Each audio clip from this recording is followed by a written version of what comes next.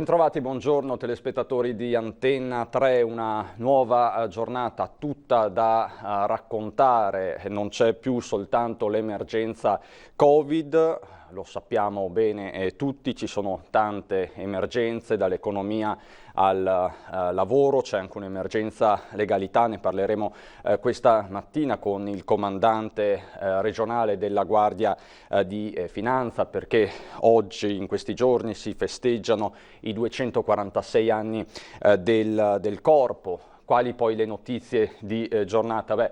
Oggi ci sarà un nuovo punto stampa, il consueto punto stampa del governatore Zaia, che arriva dopo una giornata particolarmente intensa dal punto di vista amministrativo, perché è stata diffusa la nuova ordinanza regionale con le nuove linee guida per la fase 3 delle strutture per anziani, le case di riposo, i centri disabili. Si tratta di un provvedimento molto atteso. Ieri poi è arrivato dal governatore Zaia, era già da qualche tempo che non lo faceva, un appello molto accorato a continuare a fare attenzione, a evitare gli assembramenti, a utilizzare la mascherina. Questo dopo le immagini del primo vero e proprio weekend estivo che ha interessato decine di migliaia di veneti, chi al mare, chi in montagna. Abbiamo visto tutti le immagini delle lunghe code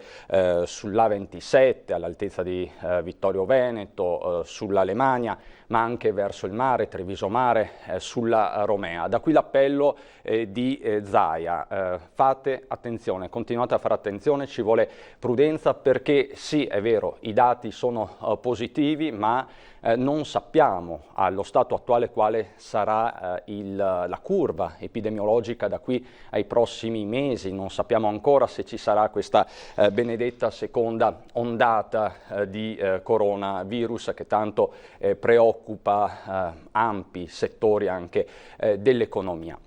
Insomma, tanti spunti anche ieri. C'è poi la preoccupazione per le sorti di Alex Zanardi, che rimane stabile, le condizioni continuano a essere stabili, rimane ricoverato in terapia intensiva sotto sedazione profonda all'ospedale di Siena dopo l'incidente che l'ha visto protagonista nel weekend.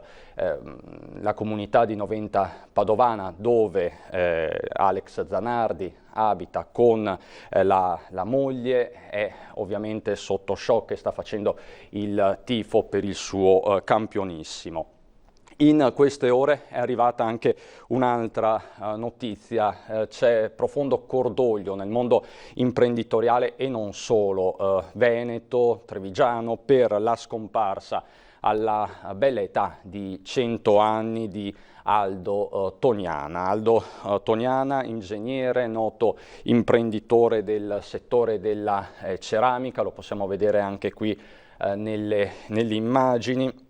Iniziò a gestire la fornace ereditata dal padre nell'immediato dopoguerra, nel 1946. Clarimbaldo Toniana, questo è il suo vero nome, abbreviato e da tutti conosciuto come Aldo. Con la sua azienda ha contribuito a scrivere, a costruire la storia industriale della marca trevigiana, ma non è stato soltanto un grande imprenditore, un grande nome dell'imprenditoria, è stato anche un partigiano, ha combattuto per la libertà, per questo è stato insignito di diversi encomi anche da parte del Presidente della Repubblica. Pensate, l'8 settembre del 1943,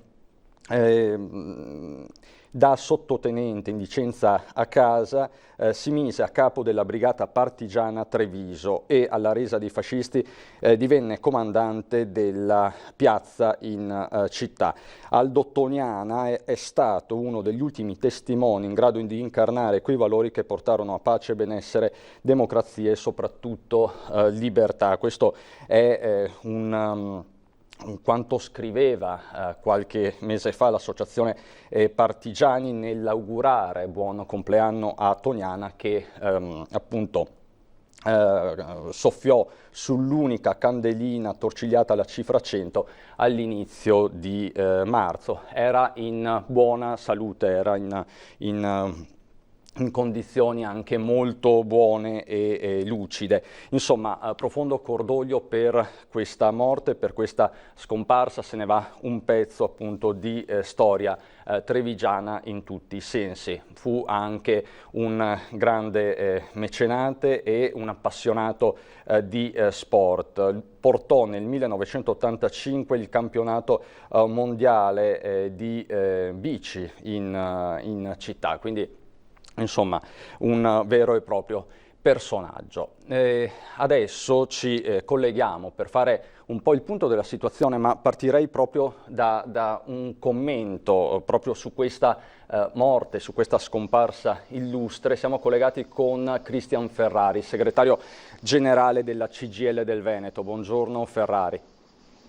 Buongiorno a lei e a tutti i telescoltatori. Ecco, partirei proprio da questa notizia dell'ultima ora, da questa scomparsa.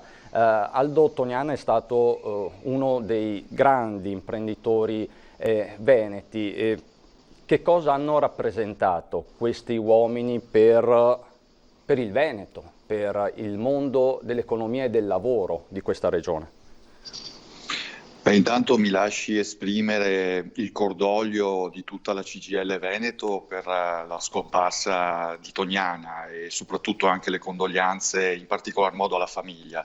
Ma io penso che stiamo parlando di un profilo straordinario, insomma, la sua biografia è un po' la storia anche che ha attraversato diverse fasi del paese e del Veneto e di Treviso in particolare.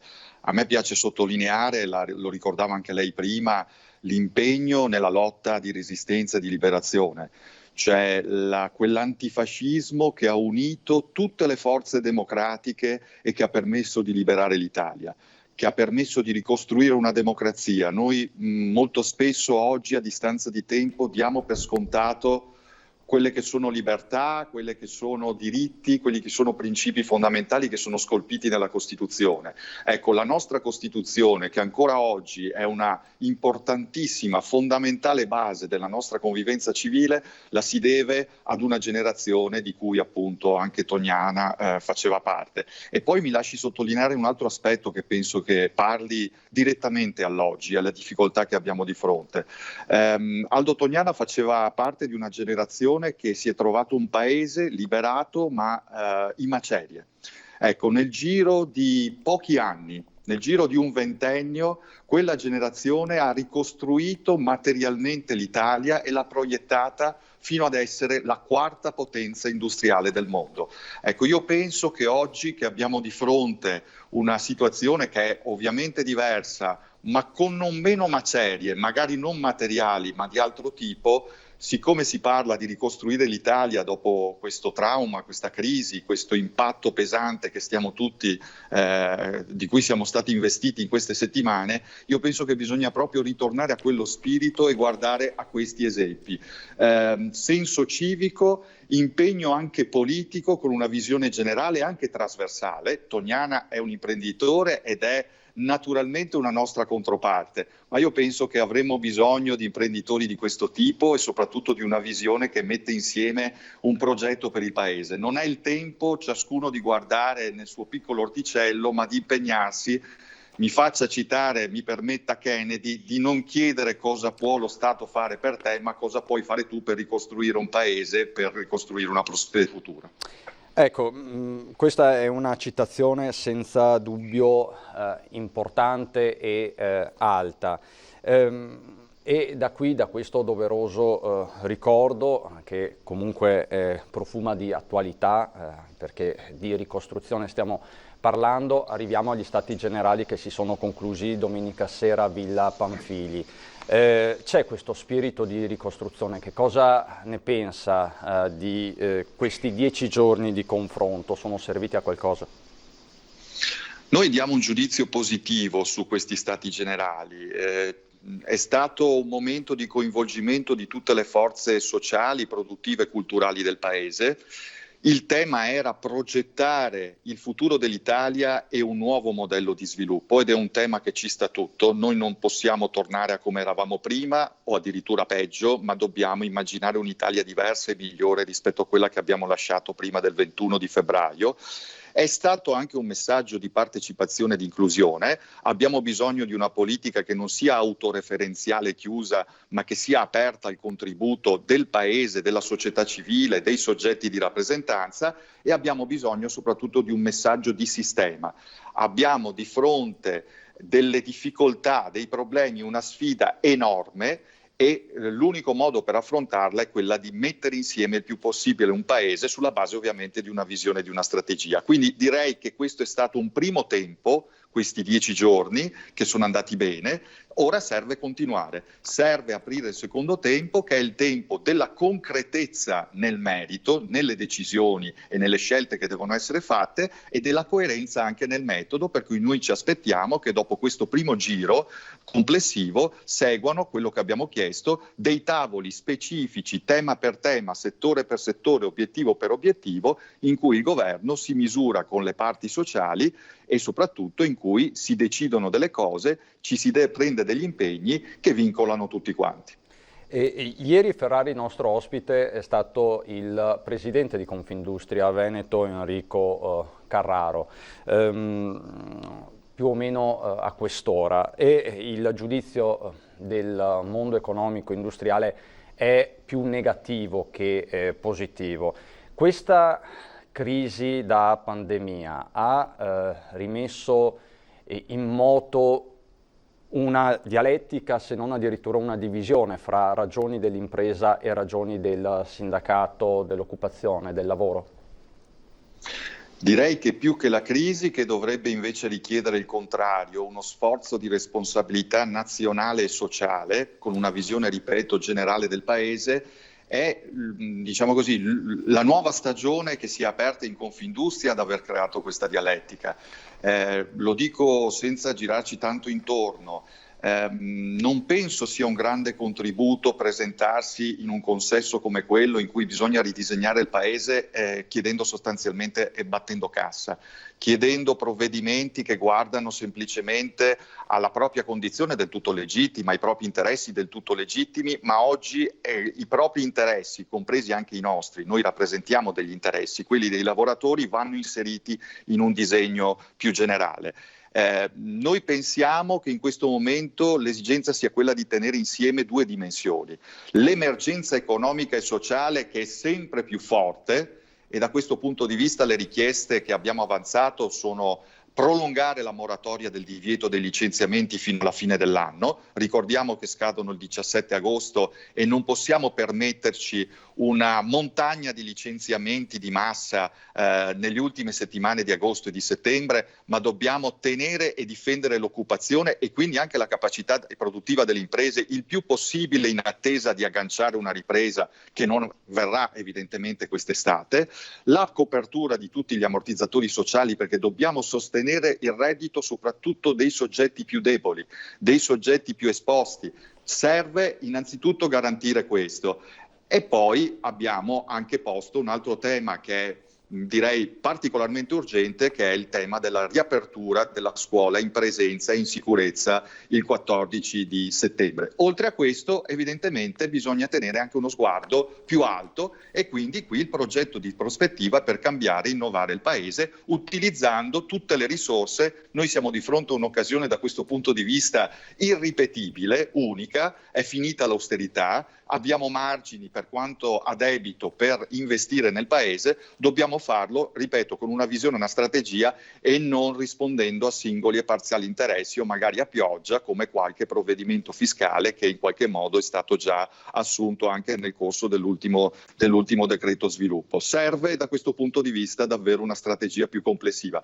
Poi certo possiamo parlare di fisco, si discute molto su questa o quella tassa. Noi abbiamo detto, in questo in piena sintonia con il governatore della Banca Banca d'Italia, il fisco è la prima riforma strutturale da fare, ma bisogna affrontarla in termini organici e complessivi e soprattutto anche qui darsi delle priorità. Per noi la priorità, anche per far ripartire i consumi e la domanda, è aumentare la busta paga dei lavoratori, delle famiglie, dei pensionati. Quindi, quello è un tema che penso faccia bene anche a tutto il Paese. Quindi bene l'impegno per il taglio del cuneo fiscale a partire da luglio.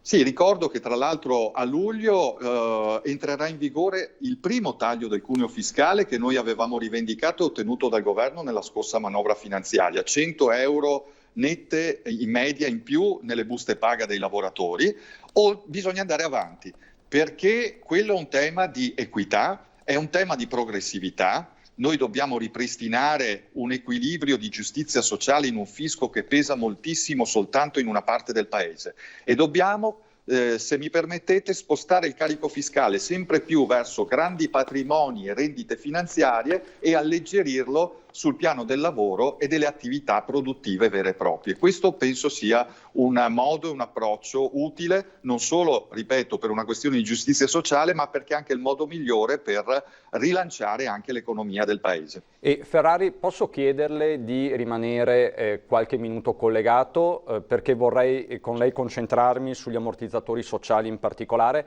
Mi collego con Ilaria Marchiori che si trova all'esterno dell'unità di crisi di Marghera per il consueto punto stampa. Ilaria, mi senti? Buongiorno. Sì, ti sento benissimo. Buongiorno Christian, buongiorno a tutti i nostri telespettatori. Siamo proprio qui all'esterno dell'unità di crisi in attesa dell'inizio della conferenza stampa quotidiana del governatore Zaia. Oggi avrà un ospite. Avete visto che ultimamente ci sono vari ospiti per parlare di coronavirus, ognuno di competenza per quanto riguarda il suo settore. Abbiamo avuto virologi, pediatri, gli ultimi sono stati 3 medici di Vo e oggi invece ci sarà il professor Vincenzo Baldo che è ordinario di igiene e medicina preventiva all'Università di Padova e quindi anche oggi scopriremo molte altre cose per quanto riguarda il coronavirus, se eventualmente ci sono ulteriori novità oppure altre curiosità che riguardano tutti questi mesi. Sarà un'altra conferenza stampa sicuramente molto interessante. Invece cambiando argomento c'è una notizia, una bella notizia che arriva per Piazza San Marco perché è stato dato il via libera agli ombrelloni, ovvero con ogni probabilità verranno installati addirittura qualche ora dopo il loro arrivo. La giornata è quella di venerdì e questo l'ha dichiarato Claudio Vernier, che è il presidente dell'associazione Piazza San Marco, che aveva sollevato il progetto, i famosi ombrelloni, quelli tinta panna su Piazza San Marco. Si tratta di ombrelloni di 3 metri, tono su tono, in pieno rispetto, hanno voluto sottolineare, con i colori cromatici della città, quindi anche molto eleganti per dare un tono ancor più accattivante, se già non ce ne fosse bisogno, a quello che è lo splendido scenario di Piazza San Marco. Vernier ha detto per dare un'idea sono già gli stessi colori che si vedono anche in altri plateatici presenti in città, in modo che non ci sia discontinuità. Questa è una novità, i veneziani lo sanno, magari non tutti i telespettatori che ci stanno seguendo ne sono a conoscenza, però era da tempo che questo progetto era in campo e finalmente è stato approvato, è arrivato il via libera e quindi venerdì arriveranno questi ombrelloni e verranno con tutta probabilità installati qualche ora dopo, forse già per l'ora di pranzo. In totale saranno una 60ina e verranno installati dai caffè Chioggia, Aurora, Floriana e Quadri. Ognuno ne avrà una dozzina e serviranno a fare ombra su alcuni tavolini, ha aggiunto il presidente dell'associazione. Importantissimo anche in queste giornate molto calde, dal momento che i tavolini devono essere distanziati, come sappiamo, tutte le norme anticontagio, e quindi aiuteranno anche ad avere un po' più di ombra e un po' più di fresco. Passando invece a un'altra notizia importante, non so Cristian se tu l'abbia già data, ma oggi con tutta probabilità, alla luce di quanto accaduto sabato sera a Jesolo, sabato notte, erano circa le 2:30 quando c'è stata questa maxi rissa che ha visto coinvolto un gruppo di 30 giovani, poco più che maggiorenni. Oggi ci sarà proprio a Jesolo il questore di Venezia Maurizio Mascio Pinto per un tavolo tecnico presso il commissariato della località balneare, che è mirato all'organizzazione di servizi specifici volti a garantire proprio la sicurezza sul territorio. Con tutta probabilità si cercherà di capire come agire, saranno probabilmente rinforzati alcuni controlli, lo capiremo comunque anche in serata nel corso delle nostre edizioni dei telegiornali, probabilmente anche riuscendo a sentire lo stesso questore o il sindaco di Jesolo Valerio Zoggia, perché è importante agire in tutta sicurezza, è importante controllare tutte le zone calde della località balneare ora che si è riaperto tutto, per evitare che accadano nuovamente episodi spiacevoli proprio come quello di sabato notte. Certo Ilaria, diciamo che in questo momento soprattutto non ci si può permettere passi falsi, soprattutto Jesolo che è sotto i riflettori, perché se parte Jesolo parte il litorale veneto, ripartono le spiagge e riparte anche la normalità. È così? Esattamente, certo, proprio come hai detto tu Cristian, in questo momento va garantita la sicurezza e vanno monitorati e controllati tutti quei territori, quelle zone che si definiscono calde della località, anche per garantire una vacanza più tranquilla e più sicura ai turisti e alle tante famiglie che hanno deciso di trascorrere l'estate o un fine settimana a Jesolo, proprio ora che si è riaperto tutto, che si sta ripartendo, che le presenze ci sono. Non essere tranquilli dal punto di vista della sicurezza sarebbe decisamente un peccato, senza contare che poi vengono coinvolti anche per esempio in questo caso ragazzi molto giovani, e quindi poi si affronta tutto un altro tema che insomma già conosciamo e che abbiamo trattato più e più volte. Certo Ilaria, poi un'altra cosa, tu prima giustamente annunciavi la presenza del professor Baldo in conferenza stampa, quindi ci sarà una nuova voce scientifica autorevole, questo in giorni di forte polemica all'interno del mondo scientifico veneto, l'ultima quella tra Rigoli, primario della microbiologia di Treviso, e il professor Andrea Crisanti. Tu che sei sempre all'unità di crisi e monitori la situazione, come è percepita questa tensione all'interno del mondo accademico e scientifico veneto anche da parte di Zaia? Ecco, ne abbiamo parlato anche ieri, perché naturalmente dopo la conferenza stampa a cui ha preso parte il dottor Rigoli qualche giorno fa, presentando questo studio e dando anche delle sicurezze in più a chi stava ascoltando, dopo aver parlato di dati alla mano avuti da questo studio scientifico che è stato eseguito nelle varie microbiologie del Veneto, in particolare 4, lo ricordiamo, anche se poi il dottor Rigoli ha detto che tutte le microbiologie stanno prendendo parte a questo progetto.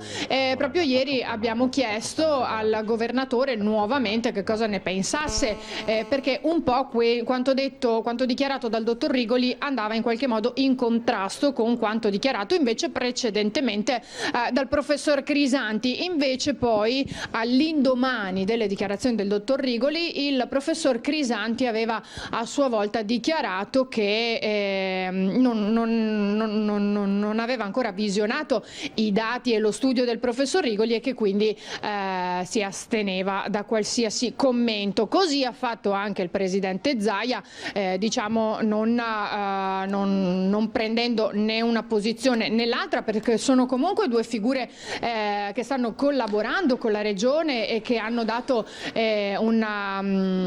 che hanno collaborato in tutti questi mesi, dando risultati preziosi, per cui anche lo stesso presidente Zaia ha detto sicuramente si chiariranno e sicuramente ognuno poi porterà le sue motivazioni, certo. E comunque potranno anche essere le stesse alla fine. L'importante forse in certi casi, ha detto proprio lo stesso presidente, è riuscire a capirsi e riuscire soprattutto a confrontarsi, perché in questo momento, lo sappiamo, la battaglia è quella di tutti, non ci sono scontri da nessuna parte, così non dovrebbe essere.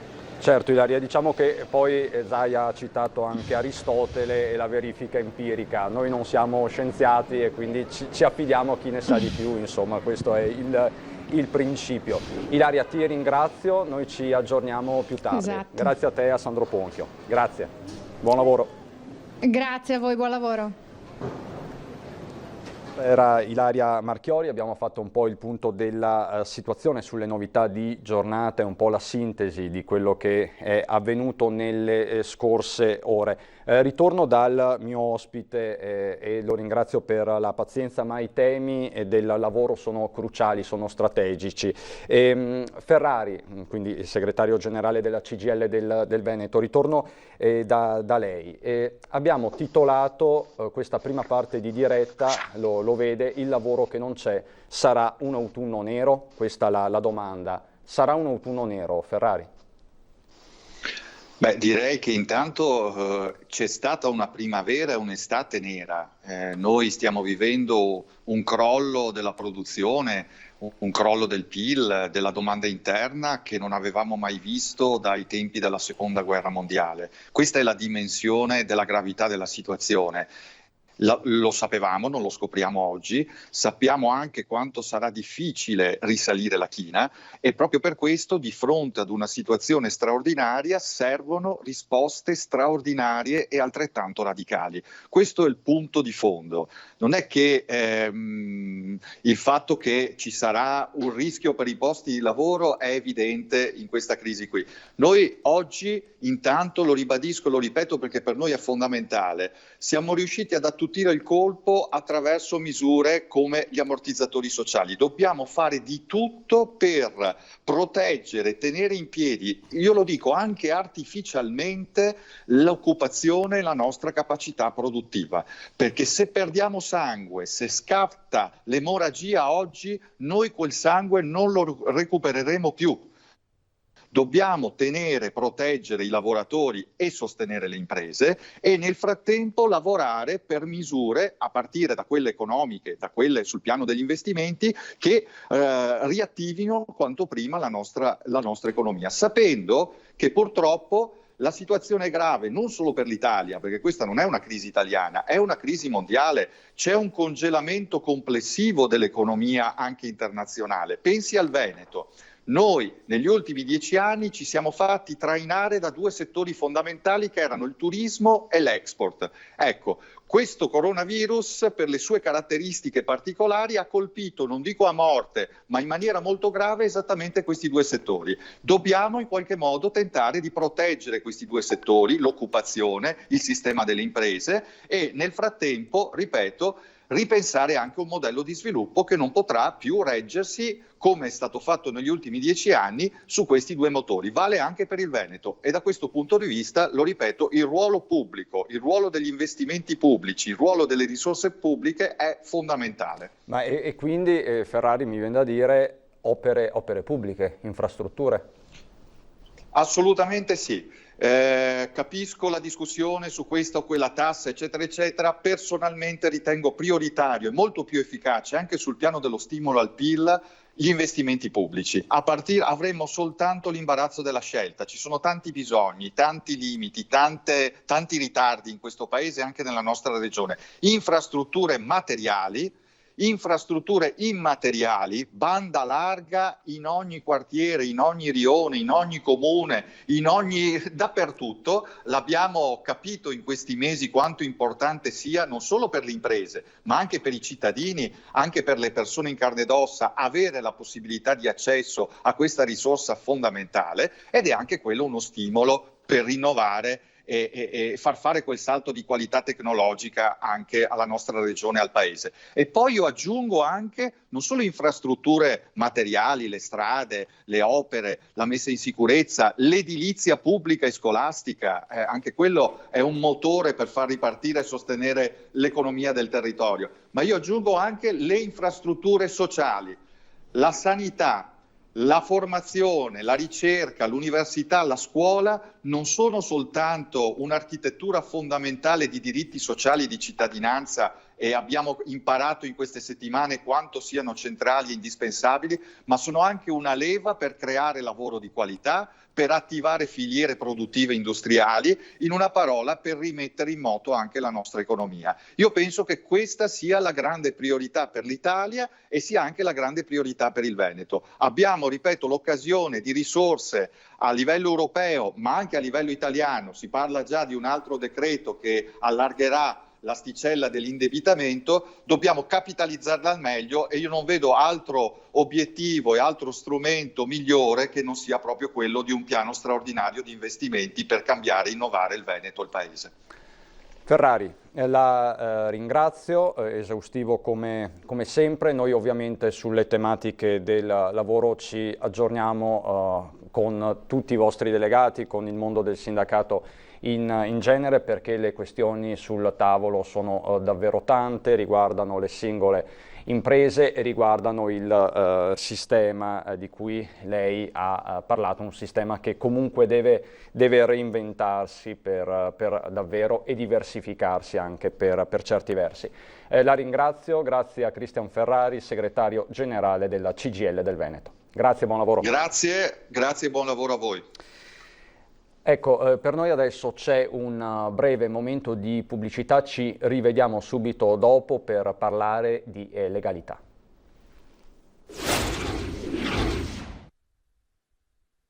Di nuovo insieme in studio per raccontarvi questa nuova giornata di politica, di cronaca, tanti gli spunti, tante le notizie in ballo.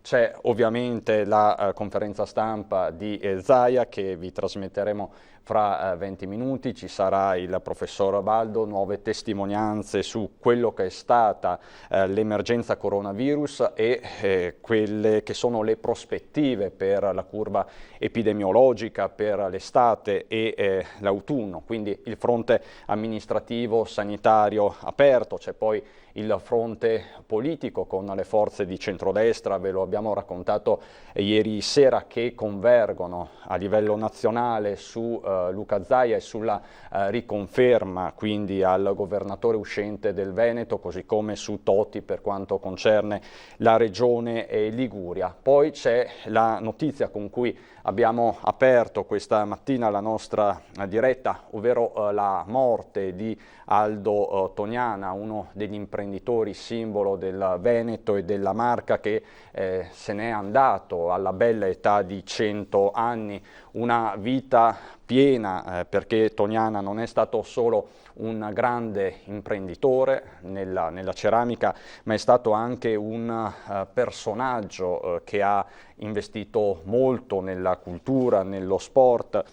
È stato anche protagonista di molti episodi storici significativi per la città di Treviso e per la Marca. È stato partigiano nel 1943 a capo della Brigata Treviso. Fino all'ultimo è rimasto lucido, molto presente, combattivo. Insomma, un personaggio che in molti stanno piangendo in queste ore. Ne abbiamo parlato anche con il segretario della CGIL del Veneto, Cristian Ferrari. Sono uomini che hanno fatto la storia del manifatturiero in questo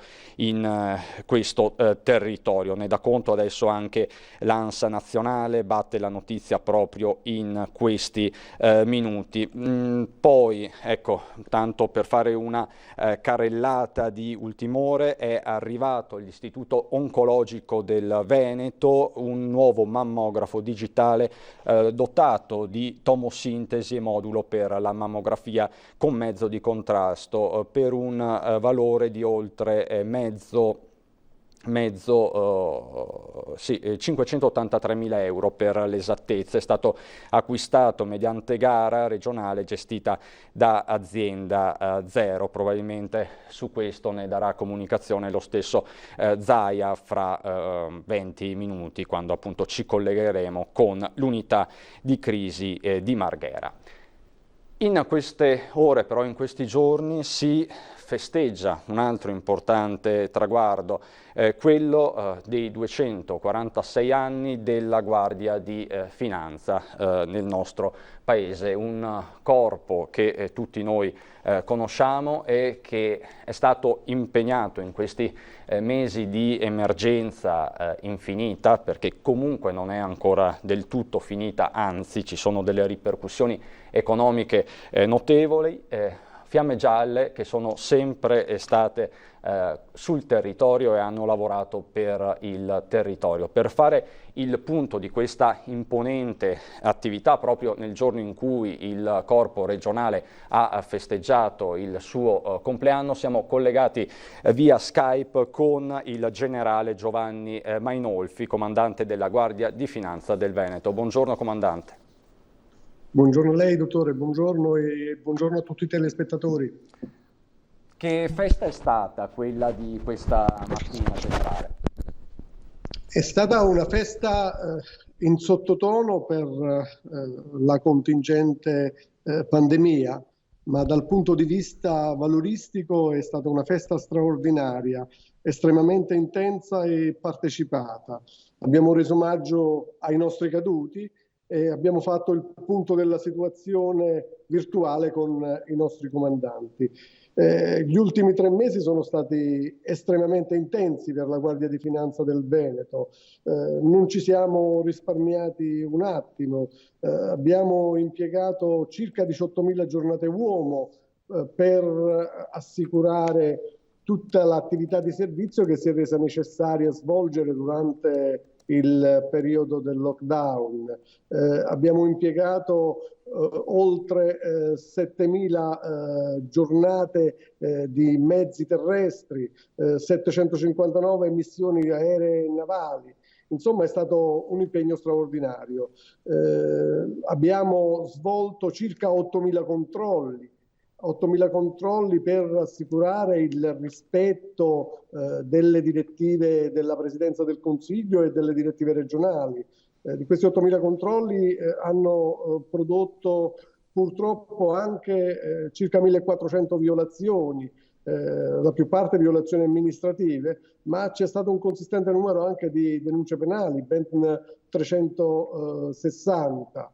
Ma poi mi piace sottolineare la parte più intensa del nostro lavoro. Abbiamo accompagnato la fase della riapertura post-lockdown con un'intensa attività per assicurare in tempi ristrettissimi la possibilità per quelle aziende che un poco alla volta sono state legittimate a riaprire di poter riaprire, e in questo ambito abbiamo collaborato con le prefetture, con i 7 prefetti della regione per far sì che le imprese potessero aprire se rientravano nei codici Ateco, cioè se rientravano tra quelle imprese che potevano riaprire. E in questo ambito abbiamo svolto oltre 6.000 interventi, sono stati effettuati interventi in 5.900 aziende e la più parte di questi interventi sono stati regolari. D'altra parte, in questo momento la Guardia di Finanza certamente non è la Guardia di Finanza che tutti siamo abituati a conoscere.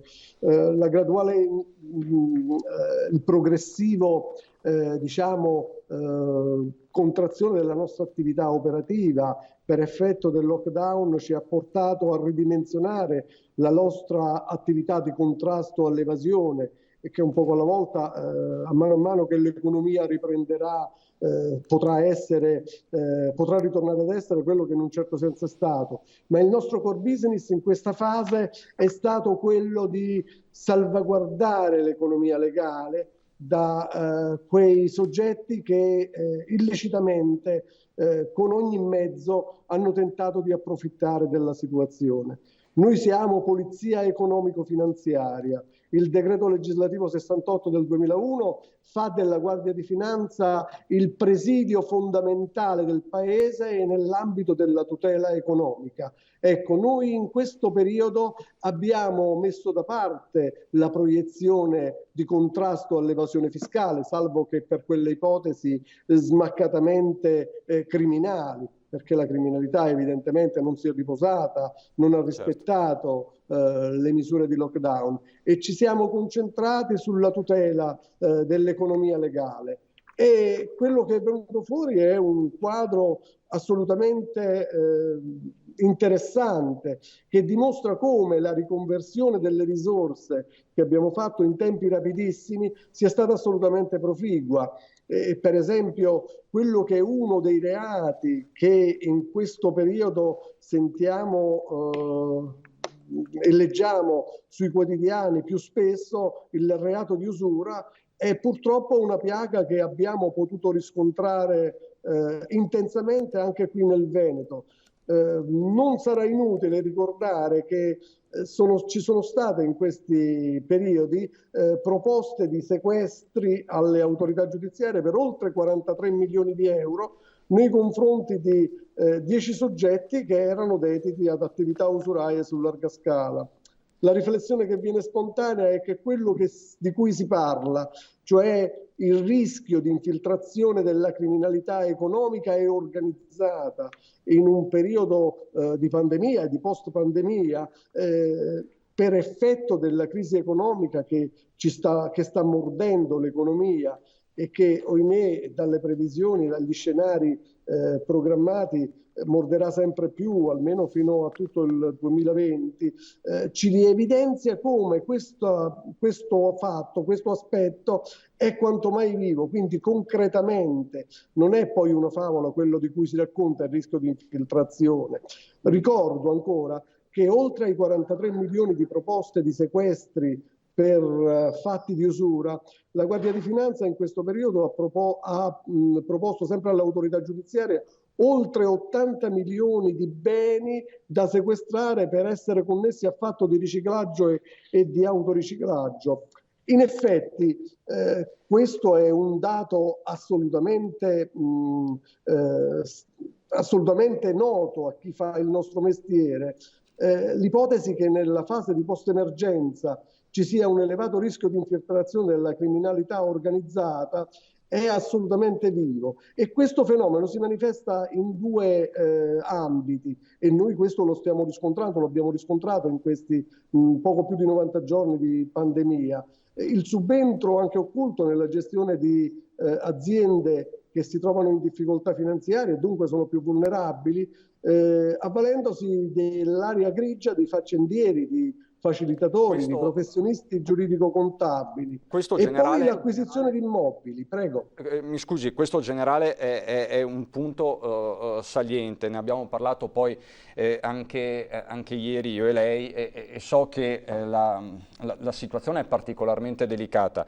Più volte in queste settimane stiamo dicendo, e i fatti poi lo dimostrano, che l'emergenza sanitaria ha lasciato spazio all'emergenza economica con tutti i rischi connessi, e il rischio di infiltrazioni mafiose, criminalità organizzata in genere è molto elevato, e lei ce lo sta ribadendo con dei dati che sono veramente impressionanti da un certo punto di vista. Sì, guardi, il quadro per certi versi è ancora più critico.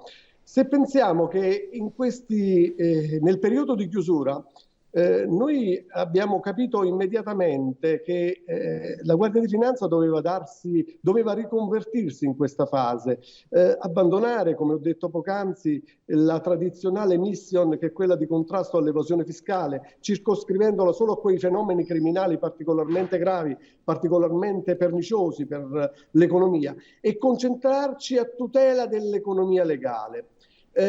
Questo abbiamo fatto svolgendo un'attività di analisi a tappeto per capire che cosa stava avvenendo, e le sorprese non sono mancate. Pensate che abbiamo iniziato il 7-8 di marzo, quindi appena è scattato il lockdown, ad elaborare una serie di fotografie, scattare una serie di istantanee di quello che stava avvenendo nell'economia.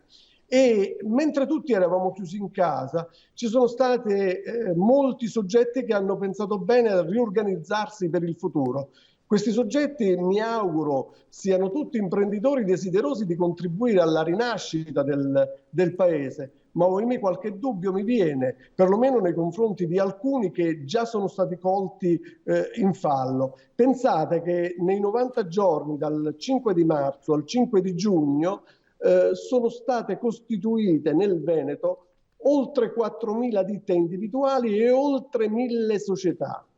E fino a qui, tutto sommato, ci può stare questo dato, perché è una tendenza che grosso modo è fisiologica anche con gli altri anni. Ma l'anomalia dove sta? Sta nel fatto che in questi 90 giorni tutti eravamo chiusi in casa, non potevamo neppure uscire per fare la spesa, poteva uscire una sola persona, non potevamo correre se non nel raggio di 200 metri da casa, e in questo periodo sono nate oltre 5.000 nuove partite IVA, ripeto, 1.000 società e oltre 4.000 ditte individuali. Questo appunto nel periodo, ribadiamolo, di 5 marzo, lockdown, 5 di pieno lockdown. Esatto. Quindi quando tutto era fermo ci sono state 4.000 ditte individuali e 1.000 società, quindi 5.000 nuovi soggetti, diciamo così, imprenditoriali che nonostante tutto e tutti hanno, diciamo così, iniziato una nuova attività. Iniziato, esatto.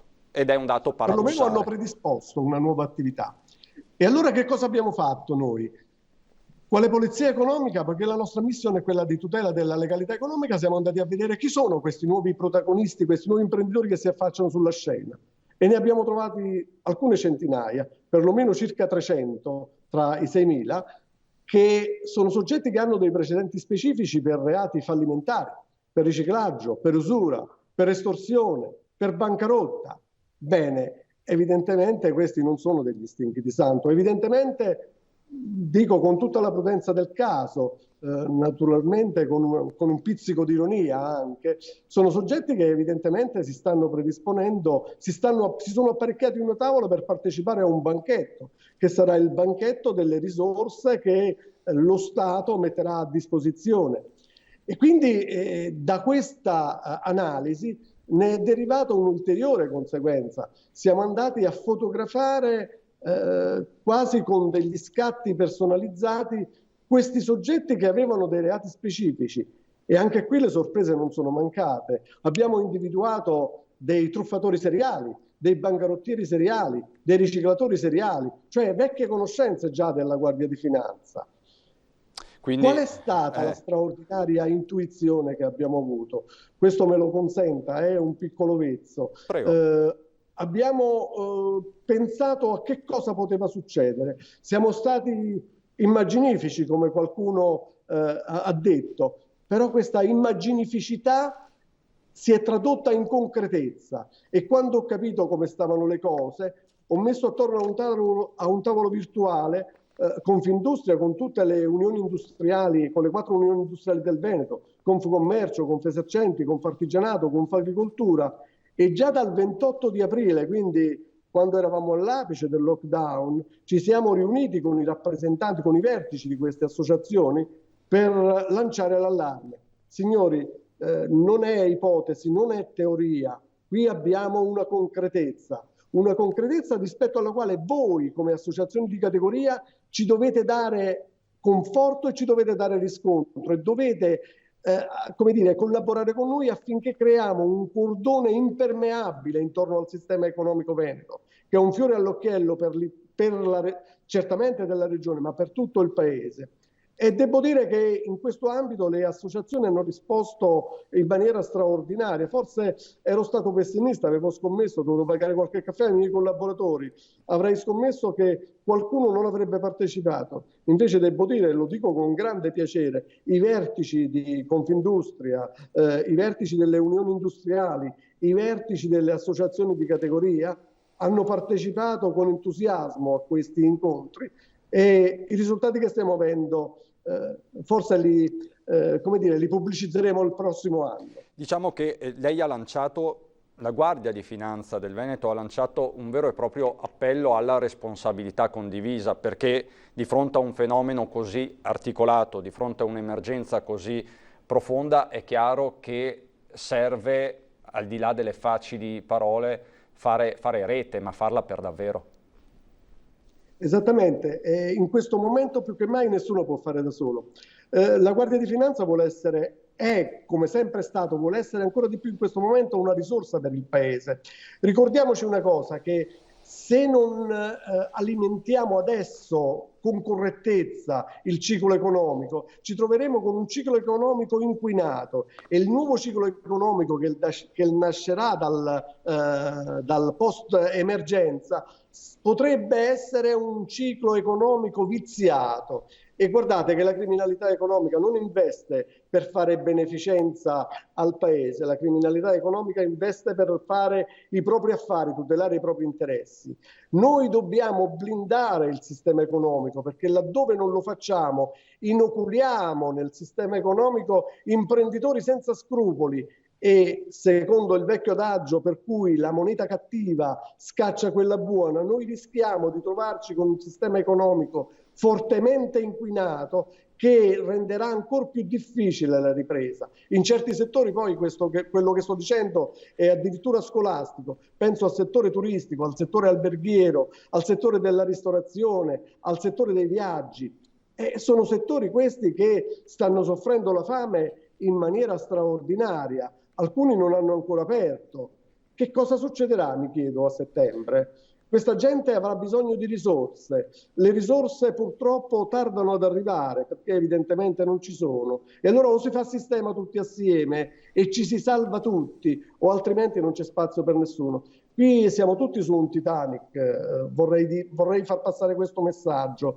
Il nostro paese è imbarcato su un Titanic dove nessuno oggi può pensare di salvarsi da solo. O ci si salva tutti, ovvero si finisce tutti a fondo, anche se siamo su un Titanic che era considerato inaffondabile. La storia la conosciamo tutti, il Titanic è andato a fondo. Certo, generale, le sue sono parole veramente incisive e anche drammatiche per certi versi.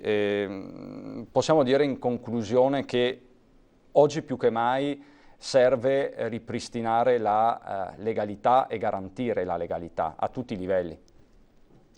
Assolutamente sì, questo è il messaggio più importante di questo incontro, di cui ringrazio la vostra televisione per questa opportunità che mi è stata concessa. È il messaggio più importante. Alle generazioni future noi dobbiamo tramandare qualche cosa. Il lascito più importante che noi possiamo fare è quello di lasciare la legalità, lasciare un'economia che funzioni, un paese che rispetti le regole di civile convivenza. Laddove questo è saltato, laddove la legalità è venuta meno, basta guardare la televisione ogni sera e vedere certi paesi in che condizione sono ridotti. Generale, io la ringrazio davvero, buon lavoro a lei e a tutti i suoi uomini. Grazie Generale Mainolfi. A presto. Grazie a lei, grazie a voi e grazie a tutti i telespettatori. Buona giornata. Arrivederci, grazie. Adesso ci colleghiamo perché è arrivato Zaia con l'unità di crisi di Marghera. Intanto un ringraziamento al professor Vincenzo Baldo per la presenza, e poi passerò alla presentazione e prima di cedergli la parola. Direi di andare subito col bollettino. Totale tamponi sono 888.273 e andiamo nella direzione dei 900.000 tamponi, come vedete, no? Sono esattamente rispetto a ieri 5.894 in più. Il numero dei positivi sono 19.250.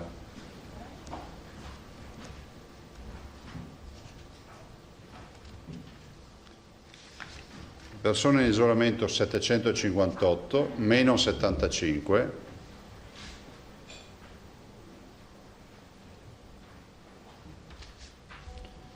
I ricoverati sono 221, meno 2, dei quali Covid 30.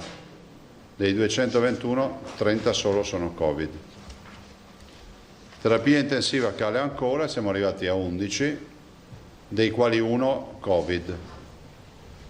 Quindi 1 in meno rispetto a ieri, degli 11, 1 Covid e 10 negativi. Morti sono 2004, una persona in più rispetto a ieri.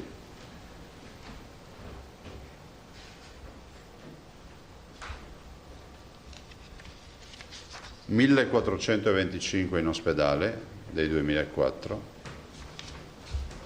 I dimessi sono 3547, 4 dimessi anche ieri.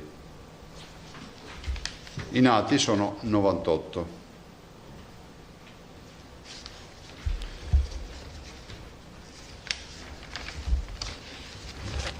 Due brevi considerazioni per poi lasciare la parola al professor Baldo. Noi stiamo lavorando, invieremo peraltro al CTS una proposta per i trasporti. Ne abbiamo già inviata una per il trasporto pubblico, per il trasporto privato, quindi stiamo parlando di autobus privati, NCC, taxi. E stiamo inviando in mattinata sempre al Comitato Tecnico Scientifico anche una proposta di ordinanza per il trasporto pubblico locale. Ovvio è che questa è un'ordinanza più impegnativa perché comunque va a cozzare con DPCM, perché vorremmo portare la filosofia del fatto che si possano caricare e quindi far accomodare nei treni piuttosto che nei pullman persone pari alla capienza del mezzo senza riduzioni purché abbiano la mascherina, quindi come accade in giro per l'Europa peraltro, no? In giro per l'Europa voi sapete che non c'è stato questo atteggiamento di dimezzare i posti a sedere, ma si è adottato il sistema della messa in sicurezza dei cittadini.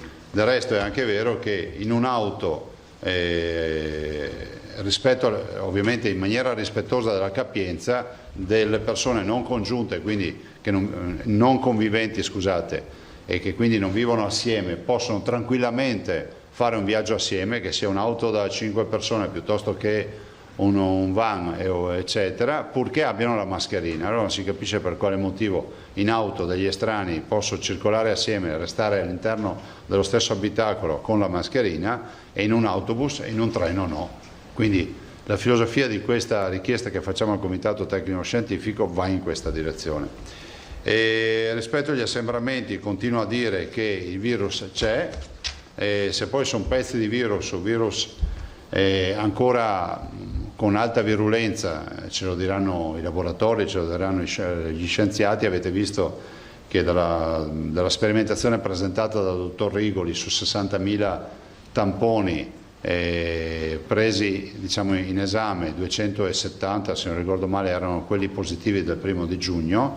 Ecco, su questi tamponi è stata fatta la validazione verificando in laboratorio il numero delle amplificazioni, e si è visto che sono tutti tamponi che hanno necessità di oltre 30 amplificazioni per cominciare a intravedere il virus. Come dice il dottor Rigoli, probabilmente sono pezzi di virus, non è il virus con la virulenza che abbiamo conosciuto. Passo la parola alle domande per poi passare la parola al dottor Baldo. Tosato. Buongiorno Presidente. Ieri i 3 leader del centrodestra, Salvini, Meloni e Berlusconi, hanno presentato le candidature alle elezioni regionali. Tra questi candidati, ma insomma devo dire che mai notizia era più scontata e attesa, figura anche lei come candidato del centrodestra unito in Veneto. Allora, le chiederei una valutazione di questa scelta e anche un chiarimento circa l'adesione degli alleati al documento sull'autonomia che lei ha posto come condizione irrinunciabile per la coalizione. Gliela chiedo perché insomma c'è stata l'ufficializzazione con una nota congiunta. Un dettaglio invece che riguarda le sue informazioni. La proposta di ordinanza sul TPL è stata inviata al Comitato Tecnico Scientifico regionale. Ecco. Guarda Filippo, in tutta sincerità, domanda: si va a votare? Perché a tutt'oggi non è fissata la data del voto. Come voi sapete che far commenti in assenza di data del voto si rischia di sprecare fiato. L'abbiamo dimostrato in tutti questi mesi e abbiamo avuto ragione. Per quanto riguarda l'autonomia, confermo che l'autonomia è una condizione sine qua non per la prossima amministrazione. Per quanto riguarda il resto, mi riservo di vedere quale sarà la data di questo voto, visto e considerato che a tutt'oggi il governo italiano non ha ancora fissato la data dell'election day o di quello che vuol fare. che è una situazione di totale imbarazzo per i cittadini. Stiamo parlando di 7 regioni che debbono andare al voto, di 1500 comuni, molti dei quali hanno anche il ballottaggio, quindi sono situazioni impegnative. Si legge che dovrebbe essere un election day, quindi referendum amministrative, quindi comunali e regionali, staremo a vedere se sarà così. Ma ha avuto contatti con i potenziali alleati in Veneto? No, non ho avuto contatti. Cioè in Veneto non ho parlato con nessuno. Ma del resto io non mi sto occupando delle elezioni, questo è poco ma sicuro. Nicolussi Moro e Emiliano. Allora, buongiorno. Buongiorno. Scusami perché io di economia non sono un genio, però purtroppo devo chiederti una cosa economica. Prego. Allora, dunque, AGSM Verona entro il 30 giugno si fonderà con AIM Vicenza, poi insieme dovranno scegliere un nuovo partner industriale tra il colosso lombardo A2A, con cui finora hanno trattato in esclusiva, con offerte alternative da Era Bologna, Irene Reggio Emilia e Trento e Bolzano. La politica regionale in tutto questo fermento da che parte è orientata? Dalla parte della legalità, nel senso che la legalità ci impone di dire che ti occupi delle fusioni se sei un socio. Se non sei un socio vuol dire che non ti devi occupare delle fusioni. Punto. Cioè è inutile che rivendichiamo l'indipendenza e l'autonomia delle società, come quando mi avete chiesto del porto. Ma non esiste grande fratello. Se nomino una persona a rappresentarci che è ex amministratore delegato di grandi aziende anche quotate, va in consiglio di amministrazione e decide se votare sì o no al bilancio, punto. E se vota no presenta la sua memoria agli atti. Per quanto riguarda queste cose, noi siamo tutti a rivendicare il fatto che la politica eviti di fare pasticci e altre attività rispetto alle società pubbliche, no? Poi quando non lo fai dico ma Zaia non si occupa delle multi-utility, guardate, o delle fiere, altra roba. Scusate, posso dire, mi piacerebbe pensare che ci sia una realtà fieristica unica in Veneto, ma è un sogno, un desiderio, ma io non ho gli strumenti per andare a convocare l'assemblea di soci e dire facciamo una fusione, e non ce l'ho tantomeno con le multi-utilities, visto e considerato che non abbiamo neanche partecipazioni societarie. Di cosa stiamo parlando? Di chi gioca a Monopoli con le case finte. Sai, questo è un brutto retaggio che è un po' strisciante, no? Di chi rivendica il fatto che ci sia laicità nell'approccio e poi alla fine però c'è sempre questa tentazione di cadere nella Prima Repubblica, dove c'è uno che deve mettere attorno al tavolo tutti e dire tu fai così, cioè queste robe io non le faccio. E questa, posso dire, è garanzia anche di vita tranquilla. Prego. Emiliano. Presidente, buongiorno. Ciao. Ho capito bene, nel trasporto privato con mascherina ma senza distanziamento sul mezzo? Sì. Perfetto. Secondo l'omologazione. 100% di omologazione. Sì. La ringrazio, Presidente. Prego. Pubblico, non privato. Anche ho sentito che parlava però anche del privato, mi interessava avere il distinguo. Sì, Presidente, buongiorno. Buongiorno. Continuano ad arrivarci parecchie telefonate da parte di telespettatori che hanno problemi con la cassa integrazione. Non arriva, dicono... Guarda, allora, premesso che la cassa integrazione non la eroghiamo noi, questo deve essere chiaro.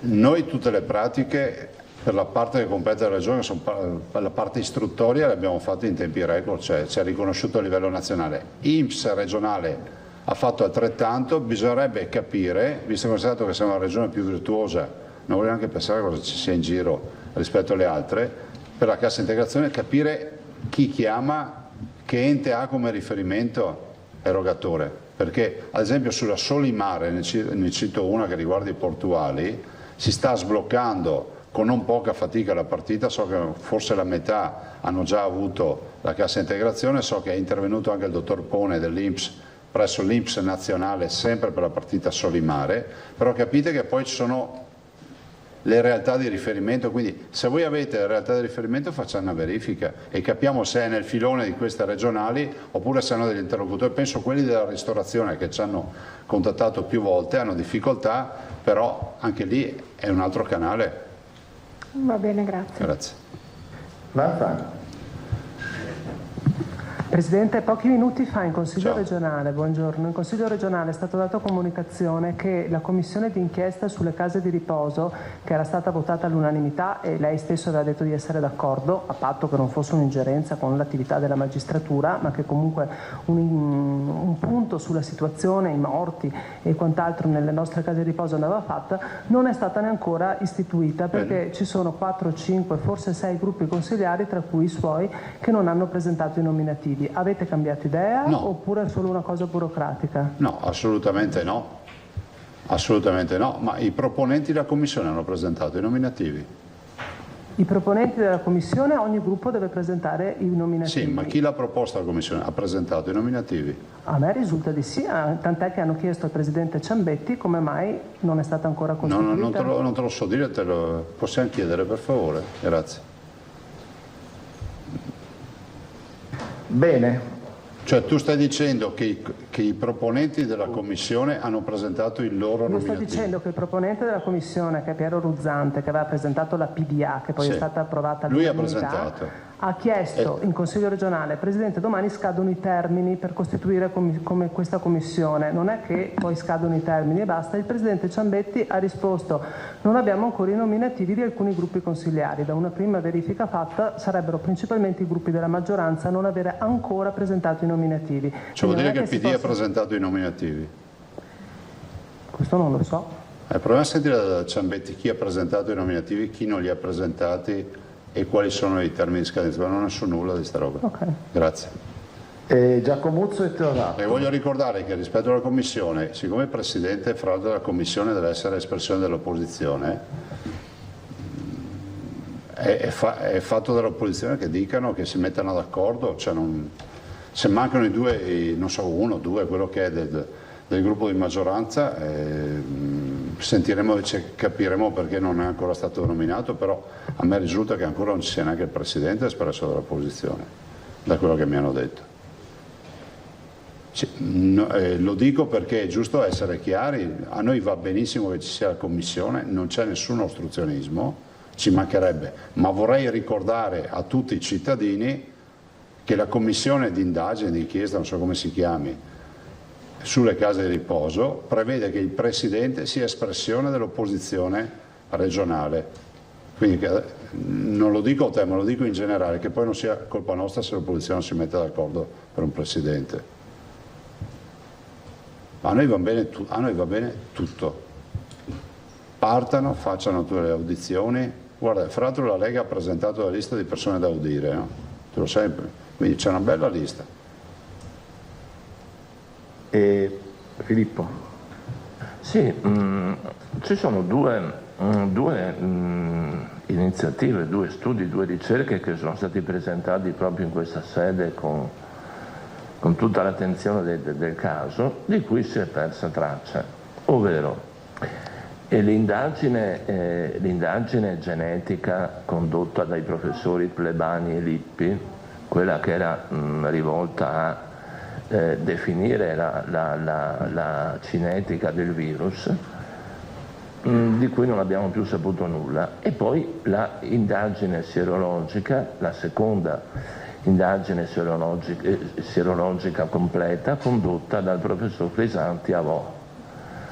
Lo dovete chiedere a loro, non sono cose nostre, nel senso che noi abbiamo sostenuto entrambe le operazioni, però materialmente non siamo noi lì a fare le analisi. So che il professor Lippi e Plebani con le due università, in particolar modo il professor Plebani, ha fatto qualche migliaio di test sierologici approfittando dei dipendenti della sanità e altro, e per quanto riguarda il professor Crisanti so che ha fatto i prelievi del sangue, quindi attiverà il sierologico e poi la mappatura del genomica, però mi fermo qui, non so a che punto sono.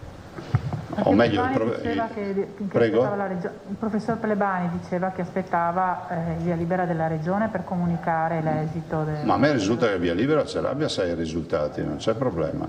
Perfetto, allora lo chiamiamo oggi. Sì, Carlo, non avevamo detto questo? Sì, se erano pronti, quando erano pronti potevano tranquillamente comunicare. Io ricordo che forse un mese fa abbiamo detto se hanno i dati li rendano pubblici. in sede di azienda ospedaliera, quindi ormai oggi li chiamiamo, sentiamo perché io l'ho chiamato se 2 volte, esitano. ma dice che ha bisogno del via libera della regione. Che c'è? Vabbè, adesso glielo ribadiamo. Io ricordo cosa ho detto un mese fa, ho detto, mi ha chiamato Carlo dicendomi che avevano i dati, ho detto fateli divulgare tramite l'azienda ospedaliera, appunto. Poi sinceramente non ho più seguito la vicenda, anche perché ci sono degli studi che sono assolutamente stati innovativi, altri lo erano, poi vengono superati dal fatto che il tampone non esiste più, che esiste il test rapido. Capite che c'è un'evoluzione in questo mondo che è paurosa, no? Cioè, quando abbiamo iniziato a parlare noi di sierologico era una novità, adesso il sierologico lo vai a fare dall'ambulatorio sotto casa, è cambiato il mondo, poi c'è stato l'appalto nazionale con l'identificazione della nuova ditta, c'è stato il tema del San Matteo a Pavia e quindi con la prima processazione validata, insomma c'è una storia dietro i sierologici. Posso fare una domanda su Treviso? Scusa. Nanico Russi. Prego, poi abbiamo il professor Baldo. Sì, Presidente, buongiorno, volevo chiedere. Ciao. Puoi avere già un feedback per quanto riguarda il turismo di questa campagna che state facendo dopo questo primo weekend dove evidentemente c'è stato un assalto, parlava di assembramento, come sta andando? Questa poi anche in particolare nei confronti del turista straniero, quanto poi c'è ancora l'idea di un Veneto in emergenza, anche magari a conferma di queste conferenze stampa che teniamo qui tutti i giorni, quanto l'emergenza sta scemando e quindi agli occhi del turista straniero potenziale c'è... Sì, a me non risulta che voi siete positivi nei vostri giornali a prescindere dalle conferenze stampa. Non è che adesso non viene i turisti per colpa delle conferenze stampa, ho letto quello che avete scritto. La conferenza stampa dà questa immagine di assetto di guerra con l'immagine della protezione civile. Do informazioni ai cittadini, ma immagino anche che a livello internazionale non ci siano, questo non sia un problema dare le informazioni ai cittadini.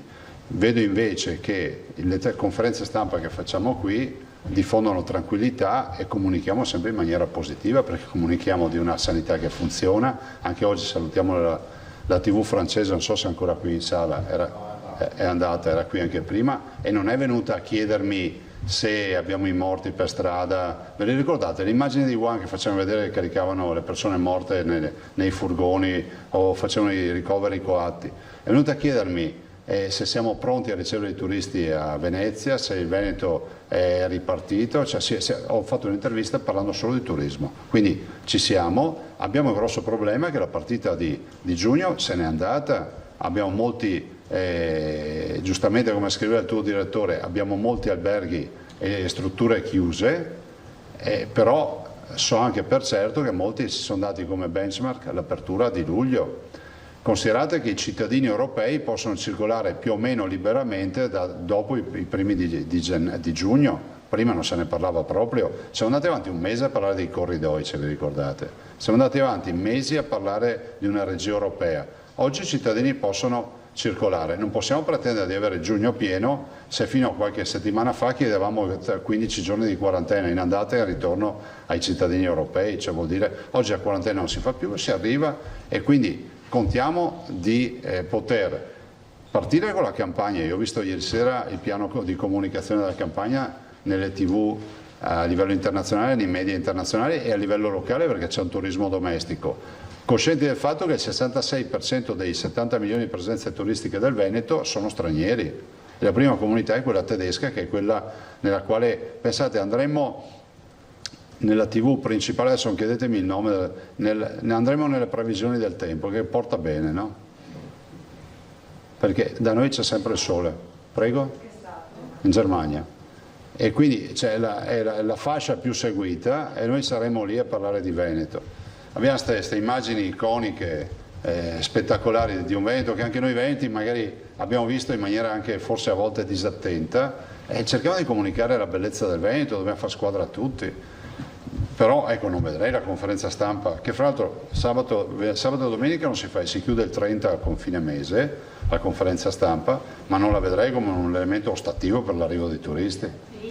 Sì, poi la faremo alla bisogna, nel senso che poi cercheremo di portare avanti, abbiamo molta comunicazione ancora da fare rispetto ad alcune attività, lo avete capito l'altro giorno con Rigoli, che abbiamo e sono anche importanti. Quando presenteremo dei lavori vi chiameremo, insomma, come funziona nei nostri rapporti. Alda, ho la risposta. Ok? No, grazie a te. Allora, non hanno presentato Amo il Veneto, Forza Italia, Civica per il Veneto, Partito dei Veneti, Veneto Uniti.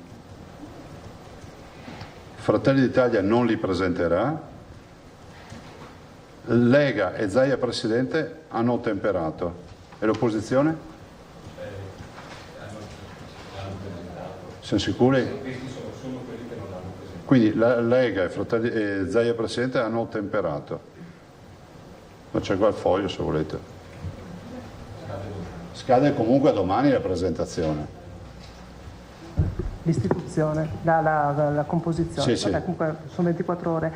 Presidente, tornerei per favore sul discorso della campagna di comunicazione, ha detto che l'ha vista ieri sera, quindi andrà in onda prossimamente o già in Sì. No, l'ho vista sulla carta, nel senso il piano di comunicazione, adesso hanno già contrattualizzato spazi su quotidiani e riviste nazionali, su quotidiani e riviste internazionali, in particolar modo nei paesi di riferimento, la Germania, l'Austria, la Gran Bretagna, gli Stati Uniti, e poi ci sono anche degli spazi televisivi, sia nazionali che europei. Ma vale la pena secondo lei farla già quest'estate, visto che abbiamo perso giugno, o secondo lei ci sono margini di recupero per la stagione Vale la pena perché la caratteristica ormai del turista internazionale è quella di un turista che organizza spesso le vacanze last minute. Se ci pensate, se facessimo un appello qui dentro, pochi hanno comprato come facevano i nostri genitori le vacanze l'anno prima. Nel senso che poi valuti le offerte, valuti l'emozione dell'ultimo minuto, e quindi assolutamente sì, perché abbiamo ancora davanti tutto luglio, tutto agosto, e noi vorremmo anche destagionalizzare con un po' di settembre. Nel frattempo poi andrà a catena tutta la parte della montagna invernale, dell'autunno, della montagna invernale. Grazie. Allora, Nicolussi, poi diamo la parola al professor Baldo. Sì. Io non ho più capito come è andata a finire la questione di Treviso, della medicina a Treviso, perché avendo parlato con Roma 10 giorni fa mi era stato detto che c'era sul tavolo l'ipotesi che fosse il MIUR a finanziare il corso di medicina dell'Università di Padova a Treviso con finanziamenti del MIUR, e che questa forma nuova di finanziamento sarebbe poi stata estesa anche all'Università di Bologna, che in questo modo avrebbe potuto attivare un corso di medicina a Rimini. E quindi si superava il problema del finanziamento del Veneto con soldi vincolati ai LEA. Ecco, io da allora non ho più saputo nulla. Avete accettato la proposta? Siete stati convocati? Non ce l'ho mai fatta. No, se ce l'avessero... Non ne avete mai parlato? No, ne ho sentito parlare, ma qua nessuno ha suonato il nostro campanello e ci ha fatto questa proposta. Vi dico che noi l'unica cosa certa che abbiamo è che andremo in Corte Costituzionale a difendere il nostro provvedimento. Questo da un punto di vista meramente tecnico e giuridico. Da un punto di vista sostanziale, l'anno accademico per noi si apre 2020-2021 con le 60 matricole. Se poi il MIUR decide, per evitare il dibattito a livello di Corte Costituzionale, decide di tacitare questo dibattito, ammesso non concesso che magari a noi vada bene sta roba, e di tacitare questo dibattito e quindi proporre una revoca del provvedimento paghino, Ma a voi andrebbe bene questa soluzione eventualmente? Guarda, noi non abbiamo proposto nulla, è come il MES, a voi va bene il MES, non devo mica decidere io se va bene, è il governo che deve decidere se va bene il MES e poi ci dirà se hai soldi o no. Per cui, noi abbiamo tentato invano di far partire un tavolo, avevamo 10 giorni di tempo, l'hanno convocato il giorno 16, cioè il giorno della scadenza per la presentazione. Vabbè, però insomma, noi andiamo avanti. Non è il problema che ci ci fa passare notti insonni. Allora io invece volevo ringraziare il professor Vincenzo Baldo per la disponibilità. Sta parlando del docente di riferimento, il professor Baldo è ordinario di igiene e medicina preventiva, vuol dire tutto quello che è la prevenzione, che sono le pandemie, le epidemie. E peraltro è nel CTS, e quindi il Comitato Tecnico Scientifico della Regione del Veneto, epidemiologo, si è laureato a Padova, specializzato a Padova, e ha al suo attivo oltre 200 pubblicazioni a livello internazionale. E voi capite che per noi è fondamentale il link tra il mondo del laboratorio, no? Avete sentito i ragionamenti del dottor Rigoli l'altro giorno, capite, e magari ce lo dirà dopo il professor Baldo, che sapere che non è un virus intero ma sono pezzi di virus, immaginate nel piano di sanità pubblica come cambia la visione. Il semplice isolamento fiduciario ha un'altra ricaduta piuttosto che i piani di sanità pubblica. Per cui passerei la parola al professor Baldo e grazie ancora per essere qui. Cedo il posto.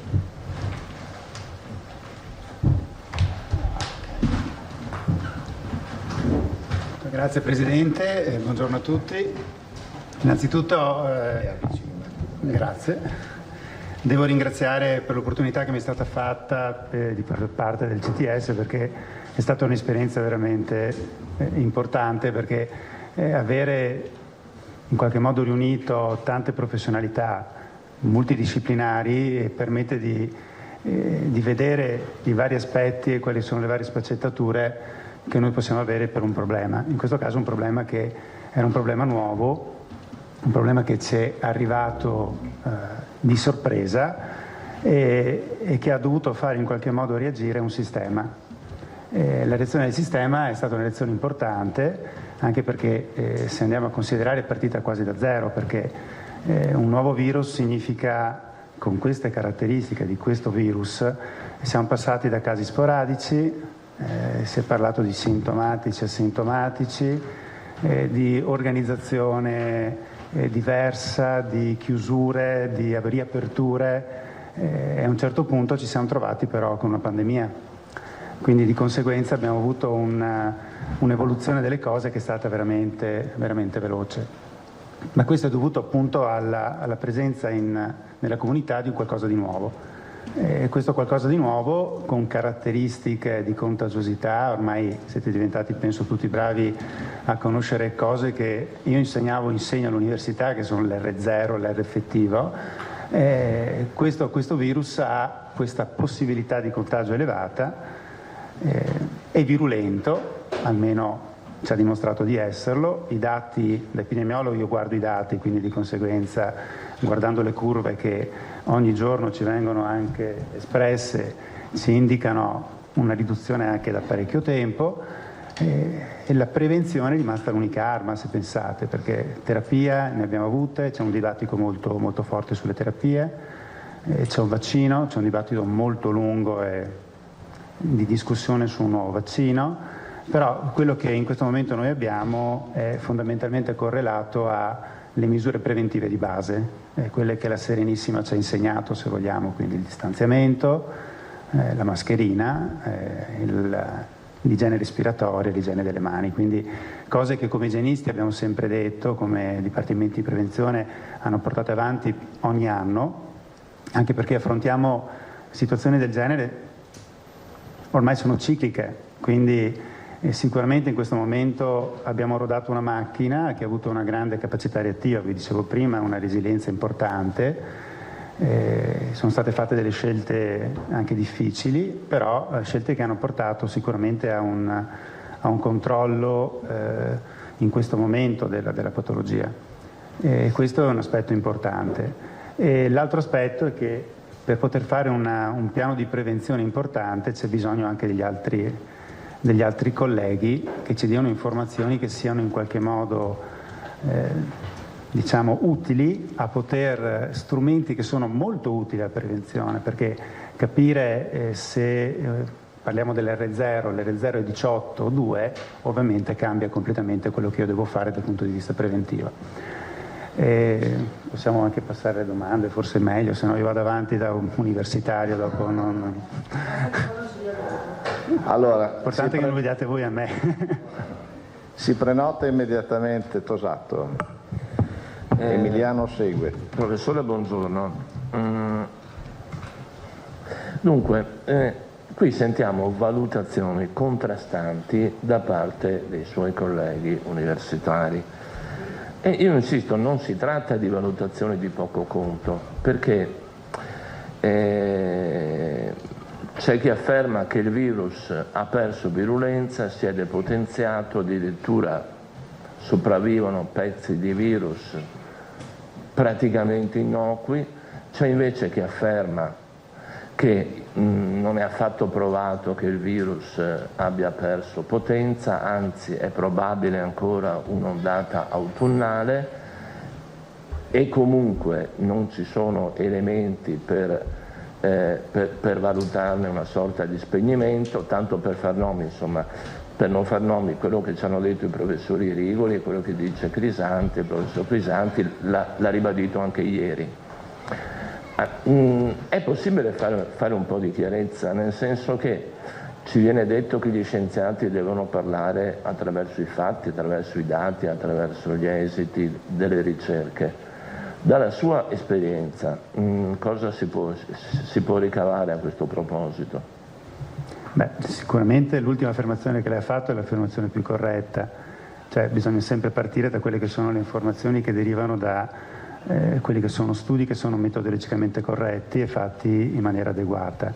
E come avete ben conosciuto voi, siamo anche noi in una situazione nella quale abbiamo un qualcosa di nuovo che è simile a qualcos'altro, però non è la stessa cosa, e di conseguenza se noi andiamo a vedere qual è stata diciamo la conoscenza scientifica che abbiamo maturato in questi 3 mesi rispetto a qualcosa di nuovo, è stato veramente qualcosa di sbalorditivo nell'ambito scientifico. E diciamo il dibattito scientifico che si sta aprendo sull'ottica di vedere è uguale a prima, non è uguale, sono pezzi, è un dibattito che deve essere costruttivo e sicuramente deve dare informazioni che dobbiamo, come ho detto prima, utilizzare in maniera diversa, perché cambia sostanzialmente quello che è il nostro approccio alla prevenzione. Ovviamente guardando i dati si tende a dar ragione a un gruppo o all'altro, perché alla fine in questo momento siamo in una situazione di riduzione del numero dei casi, avete visto anche oggi pochissimi nuovi casi, però questo più mi indica sempre che c'è ancora una circolazione virale. E questo non deve far, a mio modo di vedere, ridurre quella che è l'attenzione nei confronti di un problema che ci ha fatto male, perché questa è la verità. E quindi di conseguenza vanno bene entrambe le posizioni, se sono costruttive, a mio modo di vedere, insisto, però non dobbiamo perdere quella che è la percezione di un rischio che comunque c'è stato. E l'altra richiesta che mi ha fatto è sull'ondata autunnale. E qua alla fine è un coronavirus ha la capacità di nascondersi durante il periodo estivo, perché i raffreddori li prendiamo ogni anno, quindi vuol dire che da qualche parte il virus soggiorna. Infatti probabilmente negli asintomatici, in quelle forme sporadiche, però riesce ad arrivare all'anno dopo. Questo è basato sull'esperienza di coronavirus umani che sono molto simili a quello che stiamo in qualche modo vedendo in questo momento. Però c'è l'altra considerazione da fare che è legata anche alla sua similitudine al SARS, che non si è più ripresentato. Quindi fare diciamo previsioni, da epidemiologo faccio fatica, cioè le previsioni sono difficili in una situazione che è difficile anche dal punto di vista scientifico. Sicuramente abbiamo molta più conoscenza rispetto a 3 mesi più, ma molta di più. Sicuramente come abbiamo visto che esistevano gli asintomatici, potrebbe anche essere che potremmo vedere che abbiamo un virus che è meno virulento, però il dato scientifico in questo momento mi dice che non ha cambiamenti dal punto di vista genomico, ha un minore effetto citopatico, ma questo verranno detto i miei colleghi che sono molto più preparati di me, e quindi di conseguenza è un'osservazione che attira l'attenzione, sicuramente è un'osservazione da tenere in considerazione per approfondirla meglio. Un dettaglio, mi scusi. non voglio, come dire, strapparle quello che non intende dire, però c'è qualcosa che dalla sua esperienza di epidemiologo si potrebbe fare, che non è stato ancora fatto a livello di prevenzione anche in vista dell'autunno? A livello di prevenzione non è che abbiamo tante armi, a meno che non ci arrivi un vaccino, perché quello che è stato fatto fino a questo momento è stato fatto in maniera corretta, è stato eseguito in modo diciamo normato in maniera anche corretta, perché i vari passaggi sono stati fatti in relazione a quella che era la curva epidemica, e su questo non ho grandi difficoltà a dirlo, che è stato fatto in maniera buona. E su quello che si può fare durante l'estate è sicuramente non perdere le conoscenze e non perdere neanche la percezione, e rimango e continuo a dirlo, di un qualcosa che potrebbe tornare. Adesso prevedere le entità, saranno outbreak, saranno una grande ondata o ciclico, questo è difficile, perché questi sono i vari scenari che vengono illustrati, no? Perché basandosi su quello che è avvenuto nel passato, l'influenza, seconda ondata molto importante, oppure guardando l'influenza sempre il 2009, che continua a essere ciclico ormai da quanti anni sono? Da 11 anni. Il concetto è che non sappiamo quello che succederà l'anno prossimo al coronavirus, e quindi dobbiamo essere pronti a in qualche modo contrastare una nuova ondata, un nuovo outbreak, e questo secondo me è l'aspetto più importante. Stiamo vedendo anche a livello internazionale che qualche ritorno c'è, quindi gli outbreak ci sono. La sorveglianza fatta con i tamponi, una sorveglianza adeguata, secondo me l'attenzione molto alta con una rete capillare e territoriale importante è quello che ci dovrebbe in qualche modo permettere di agire in maniera immediata e subito. L'esempio di Vo è un esempio, ma pensiamo anche alle case di cura, pensiamo anche ai casi dei soggetti che magari trovati occasionalmente in determinate comunità importanti, cioè tutti i dipartimenti di prevenzione agiscono nella stessa identica maniera con l'indagine epidemiologica, non dovremmo essere più presi alla sprovvista, ecco, questo è il... Allora, Emiliano, Vanzan, Nicolussi, Giacomuzzo e Marchiori. Professore, buongiorno. Le chiedo, è una curiosità, le sarà capitato di andare magari per qualche momento, insomma, in qualche luogo di villeggiatura o in qualche ambiente, insomma, di intrattenimento puro? Da esperto, che effetto le fa vedere che molti tra noi hanno completamente, innegabile, abbassato la guardia? È questa la prevenzione di cui si parla, è questo che ci schermerà da una possibile recrudescenza autunnale del virus. Poi non so se le compete o no, se ho capito bene lei fa parte del CTS anche, volevo un commento se sia sensato o no, insomma, la proposta del trasporto privato e pubblico, quindi con l'omologazione mascherina e 100% tutti sui mezzi di trasporto privati o pubblici. Grazie. Allora, sulla parte legata alle villeggiature, ovviamente siamo in un momento di più bassa circolazione, quindi questo ci sta aiutando. Di solito le aggregazioni sono soggetti più giovani e quindi di conseguenza hanno meno possibilità di avere una trasmissione, perché sono quelli più asintomatici e quindi normalmente, diciamo, ha una minor possibilità. Però dobbiamo essere realisti, se là dentro c'è uno positivo, ovviamente ce ne accorgiamo fra 14 giorni. Questa è la realtà dei fatti, ecco, perché se all'interno di un assembramento non abbiamo soggetti positivi, in questo momento i soggetti positivi nei numeri sono pochi, allora la problematica ovviamente non esiste. Però diventa quasi un discorso di casualità, perché mi trovo in un momento, in un assembramento dove c'è un positivo, la suscettibilità è presente, quindi di conseguenza vi è la possibilità del passaggio, questo è fuori da ogni dubbio. Quindi nel caso di assembramento la mascherina purtroppo, fino a che non mi danno nuove indicazioni dal punto di vista scientifico, dovrebbe essere l'ideale.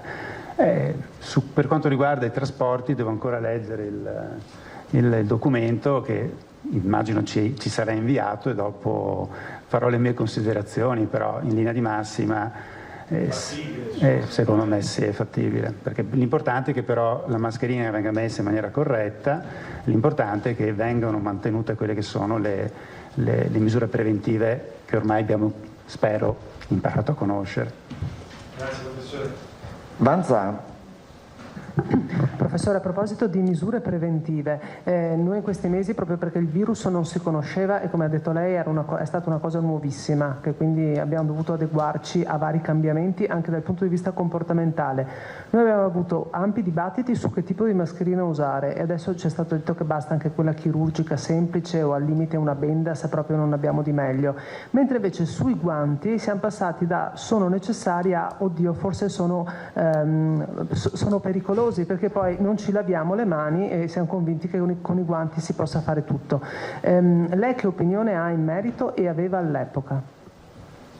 Allora, per quanto riguarda la mascherina ci sono vari tipi, ormai penso che abbiamo tutti una conoscenza di tutte le tipologie di mascherine e probabilmente l'aspetto più importante è quello di impedire al positivo di diffondere, quindi sicuramente la mascherina chirurgica è più che sufficiente per questo, diciamo, per avere questo esito. Il diverso è chi cura i soggetti che hanno determinate patologie e quindi di conseguenza deve proteggersi, quindi mascherina giusta alla persona giusta in relazione alla situazione giusta.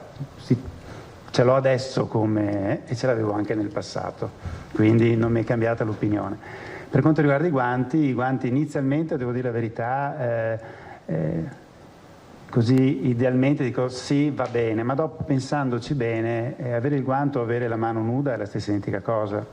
Danno una falsa protezione, forse, non si sa bene se sono nuovi, usati, devo igienizzarli comunque, forse conviene non usarli e avere un'ottima igiene delle mani, come secondo me attualmente viene eseguito.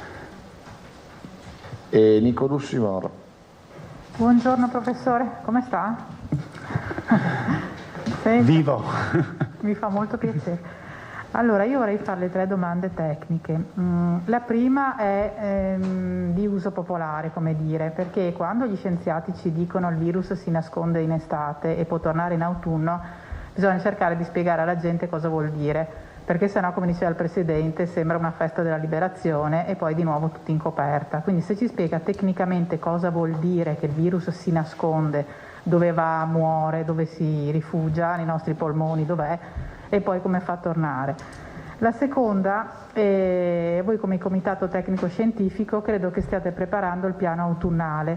Volevo capire se ci potesse dare qualche input.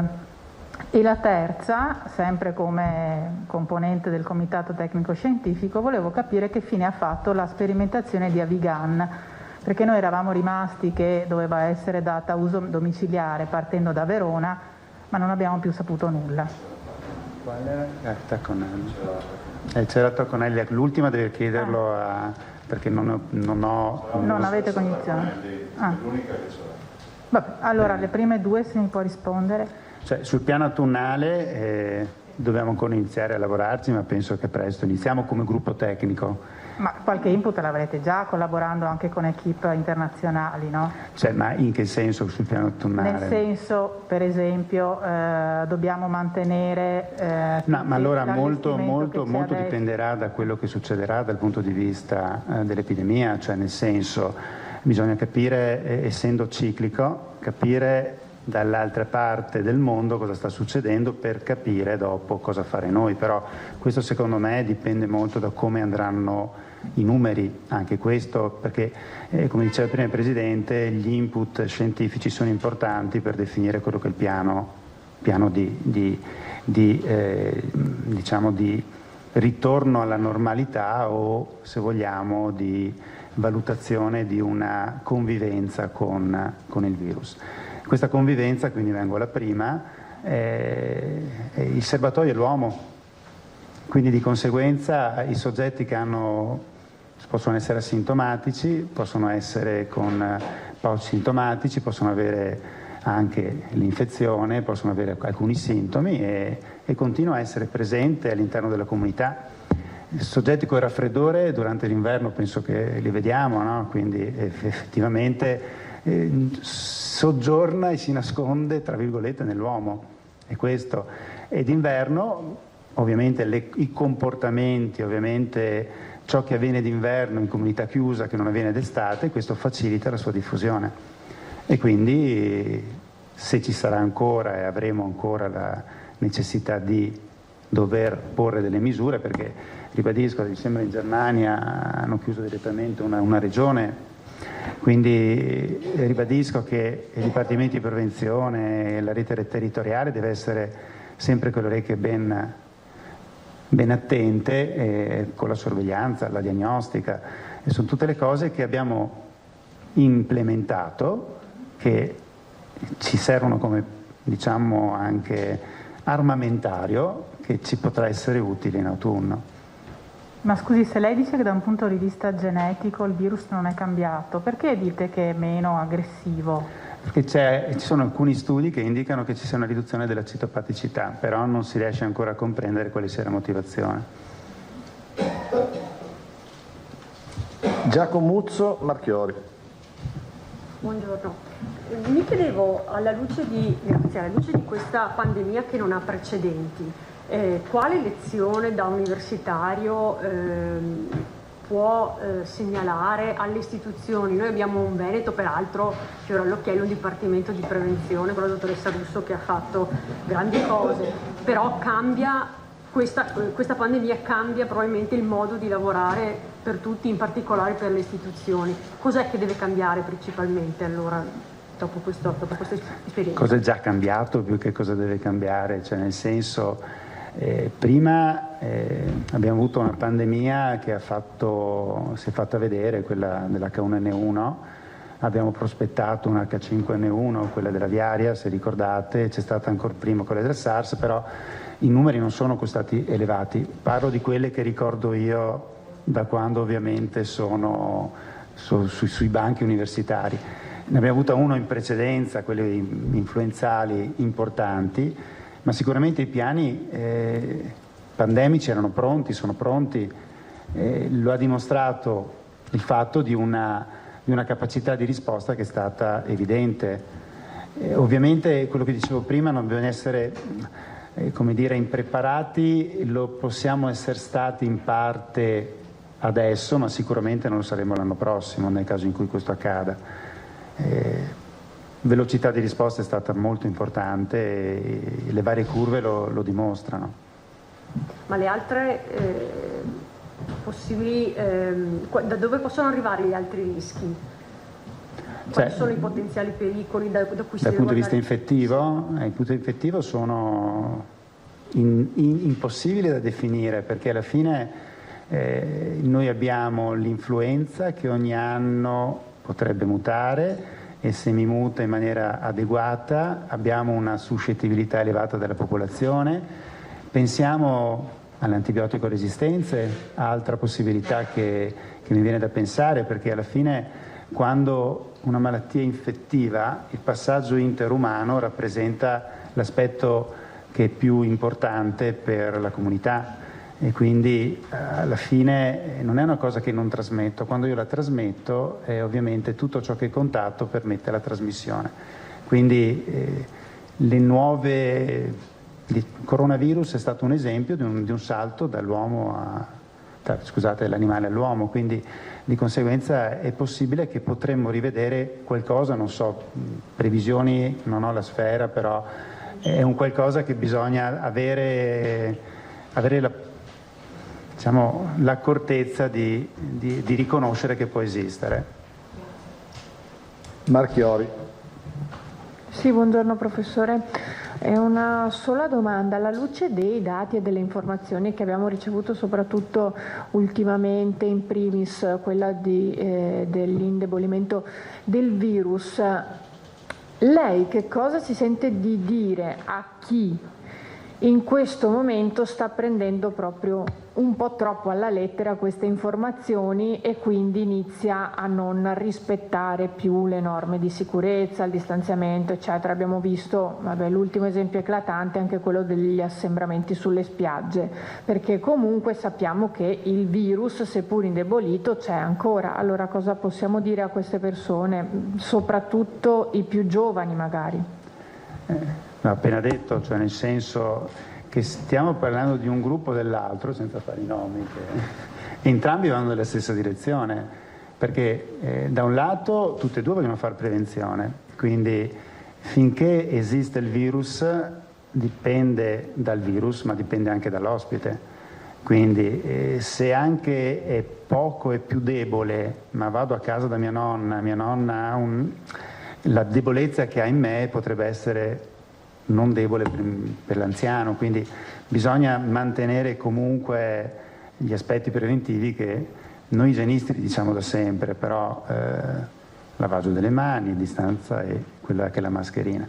E gli assembramenti possiamo avere la fortuna che non succeda nulla, ma ribadisco, nel caso in cui ci sia un soggetto che, per carità, i 3 positivi, 2 sono indebolito, 1 non lo è. Quello che non è indebolito potrebbe provocarmi un outbreak. Lei crede, alla luce di tutto quello che è successo, che sta succedendo, che probabilmente accadrà, si tornerà mai alla, tra virgolette, normalità, al vedersi, l'abbracciarsi, andare tranquillamente? Pensa che si ritornerà a quel punto o saremo tutti talmente impauriti anche a livello comunque mondiale da mantenere per sempre una sorta di distanza? No, sicuramente è cambiato molto e questo lo sapete meglio di me, il discorso di socializzazione sicuramente è cambiato, però nel momento stesso che noi corriamo più veloce di lui, perché alla fine, se vogliamo, è andato in fuga. Abbiamo fatto il gruppo, lo stiamo cercando di raggiungere, l'abbiamo quasi raggiunto, il gruppo si sta organizzando, la terapia sta migliorando, abbiamo buoni elementi terapeutici, ci sono, mi sembra sono 12 o 13 vaccini in sviluppo, già in fase clinica, e di conseguenza avremo le armi nei confronti di un patogeno che potrebbe diventare un patogeno con cui convivere, e per cui abbiamo le armi oltre a quelle che abbiamo detto fino adesso. Piovesanti, GR.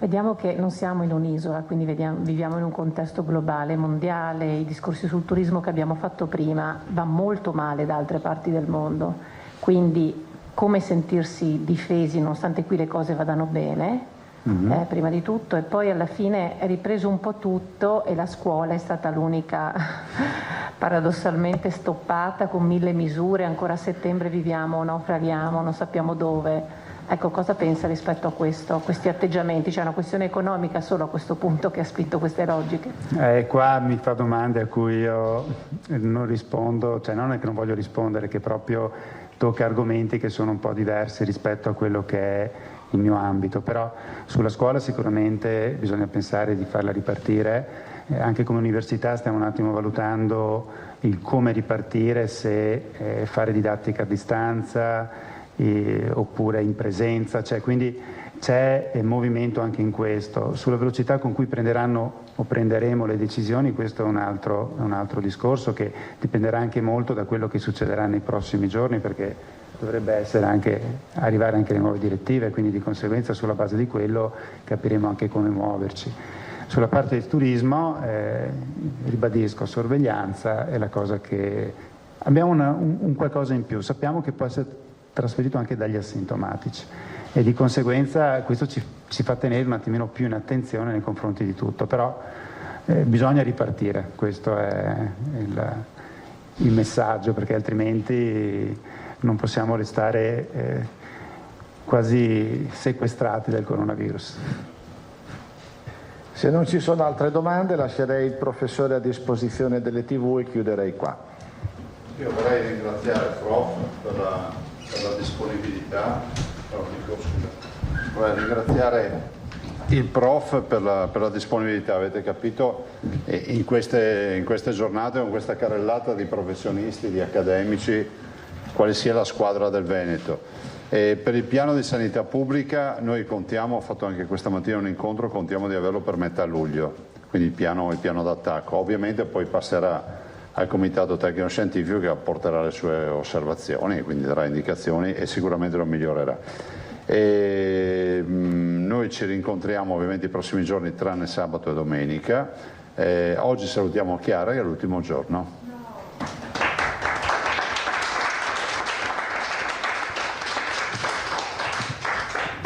Io non ho ben capito se vuoi andare in vacanza e lasciarci soli, ma cosa abbia deciso di fare. Vabbè, comunque la ringraziamo perché, tenta con la traduzione, e la ringraziamo perché è stata utile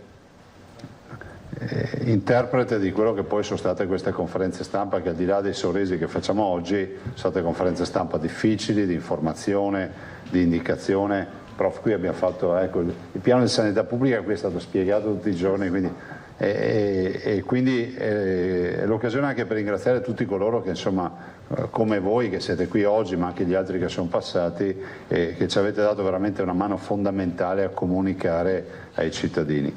E quindi grazie Chiara. Adesso ci sarà un sostituto o una sostituta?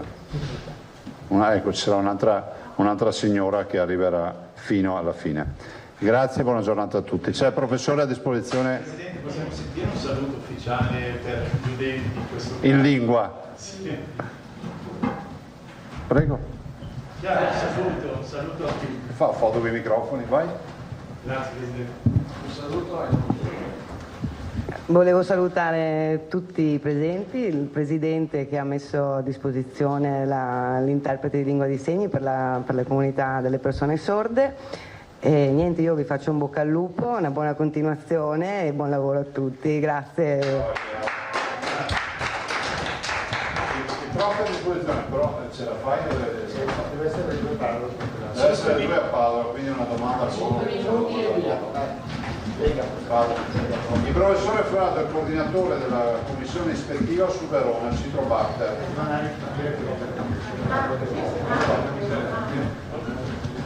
Torniamo in studio, eccoci di nuovo, questa è la conferenza stampa di oggi del Presidente Zaia, accompagnato da Vincenzo Baldo, ordinario di Igiene e Medicina Preventiva, che si trova nel Comitato Tecnico Scientifico del Veneto. Baldo che ha detto, ma poi lo vedremo nel corso della nostra diretta e dei nostri telegiornali, che l'unica arma contro il Covid è la prevenzione. Quali gli spunti emersi nel punto stampa di oggi?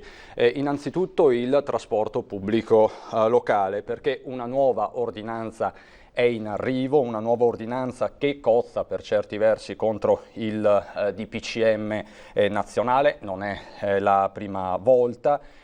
Questa bozza di ordinanza è stata trasmessa al Comitato Tecnico Scientifico regionale per il via libera. Che cosa prevede? Prevede che su treni e bus si possa circolare senza riduzione di passeggeri, quindi nessun distanziamento ma obbligo tassativo di mascherina. Su questo il Presidente Zaia si era già sbilanciato alcune settimane fa, quindi si va avanti su questa strada, che non è la strada che è stata tracciata dal governo centrale. Zaia ha detto chiaro e tondo che il coronavirus c'è ancora, lo ha detto anche ieri appellandosi soprattutto ai più giovani perché facciano attenzione soprattutto all'indomani delle immagini della Movida in Veneto, delle spiagge affollate, delle lunghe code in autostrada e sulle strade verso il mare.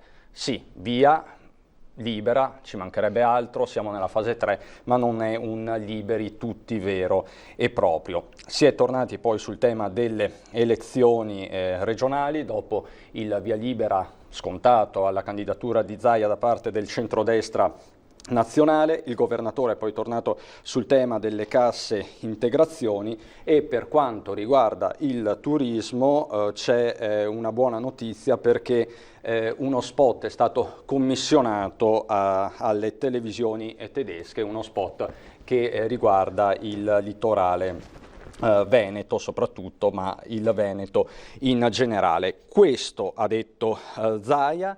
Notizia del giorno è anche la morte di Aldo Toniana alla bella età di 100 anni, un pezzo di imprenditoria trevigiana e non solo che se ne va, fu un protagonista assoluto della lotta partigiana negli anni 40, nel 46 rilevò la fornace del padre, poi ha trasformato quel sogno in realtà ed è diventato uno dei grandi protagonisti del Veneto.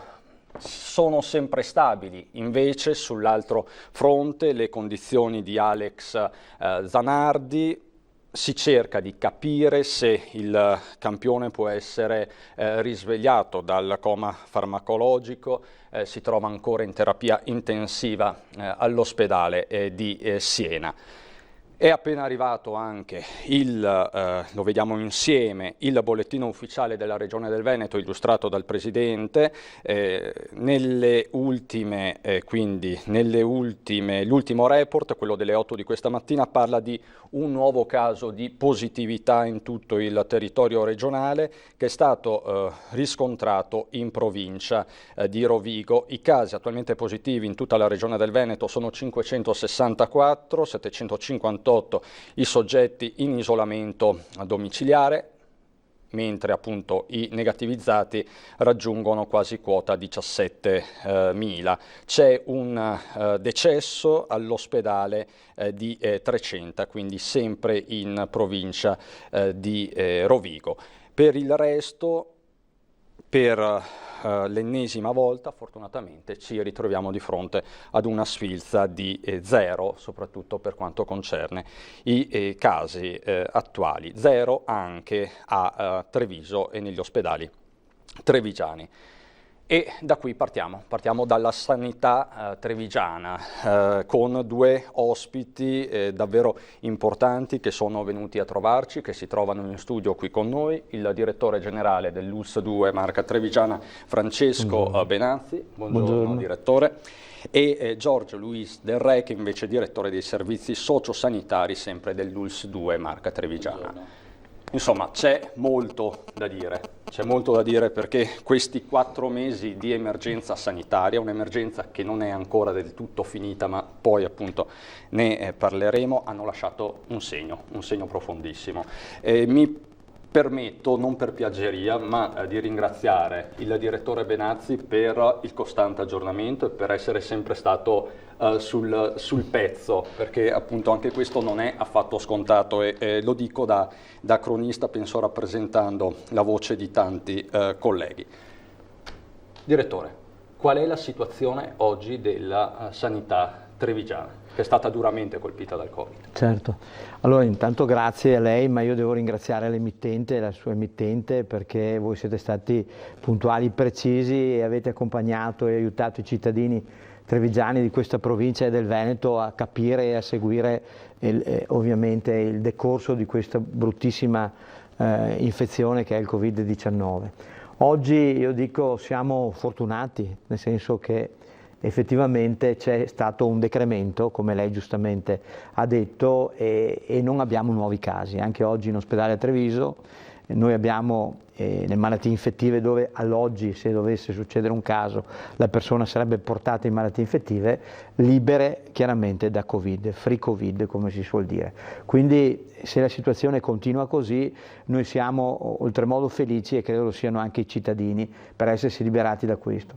È chiaro che molto ha contribuito l'azione che ha fatto la Regione Veneto, che è stato quello di isolare molto a casa le persone, e molto anche quel lockdown che ovviamente ci ha portato a stare in casa per questi mesi e che ha dato però ovviamente meno materiale umano al virus per poter replicarsi. L'eredità del lockdown chiaramente è un'eredità pesante anche per la sanità, perché ho qua delle cifre, noi in questo periodo, dopo però stiamo già lavorando su questo, abbiamo accumulato 41.222 prestazioni, che a Treviso, diciamo il distretto di Treviso erano 26.418, ad Asolo 8.688 e a Pieve di Soligo 6.116. C'è stata la rivalutazione di queste, noi siamo partiti, andiamo a chiedere ai nostri professionisti del 1° di luglio di lavorare anche il sabato e la domenica per recuperare. Ricordo a tutti, ricordo ai cittadini e ringrazio questi professionisti, sono gli stessi professionisti che hanno lavorato per il Covid-19 e che oggi ovviamente avrebbero bisogno umanamente di un po' di riposo, ma siccome abbiamo questo residuo che si è accumulato, quindi sono disponibili a lavorare ancora. Già abbiamo lavorato alla data di oggi, siamo partiti da 41.222 prestazioni, già dalla data di oggi le prestazioni complessive che noi dobbiamo svoltire sono 14.625, quindi è già stato fatto un grande lavoro. Quali sono le criticità? Direi le solite specialità che i cittadini purtroppo conoscono e sui quali avevamo lavorato e poi è arrivato il lockdown. La cardiologia, la dermatologia, l'endocrinologia, l'oculistica e tutte le radiologie. Un punto strano, ma è così, ad Asolo abbiamo 1581 interventi da fare in gastroenterologia e su questo stiamo appunto lavorando. Come?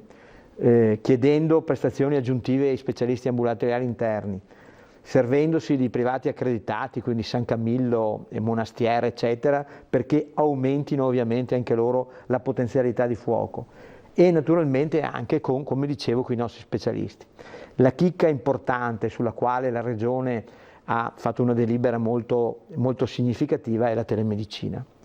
Tant'è che noi stiamo organizzandoci per partire il 1° di luglio per fare le televisite, cioè abbiamo detto ai nostri specialisti, abbiamo creato un sistema ovviamente di agende a parte, siccome noi nel 14.625 abbiamo 7.751 visite di controllo, tutte le visite di controllo saranno fatte in telemedicina, in televisita. Quindi come funziona? Funziona così, allora i cittadini, che noi abbiamo la lista ovviamente di cittadini che aspettano purtroppo queste visite, saranno chiamati dai nostri CUP, gli verrà concordata con loro la visita, quindi guardi che il nostro medico la chiamerà alle 8 di sera o alle 6 di sera o anche alle 10 di sera, voglio dire, perché il medico che è di guardia, il cardiologo, può fare la visita anche alle 10 di sera.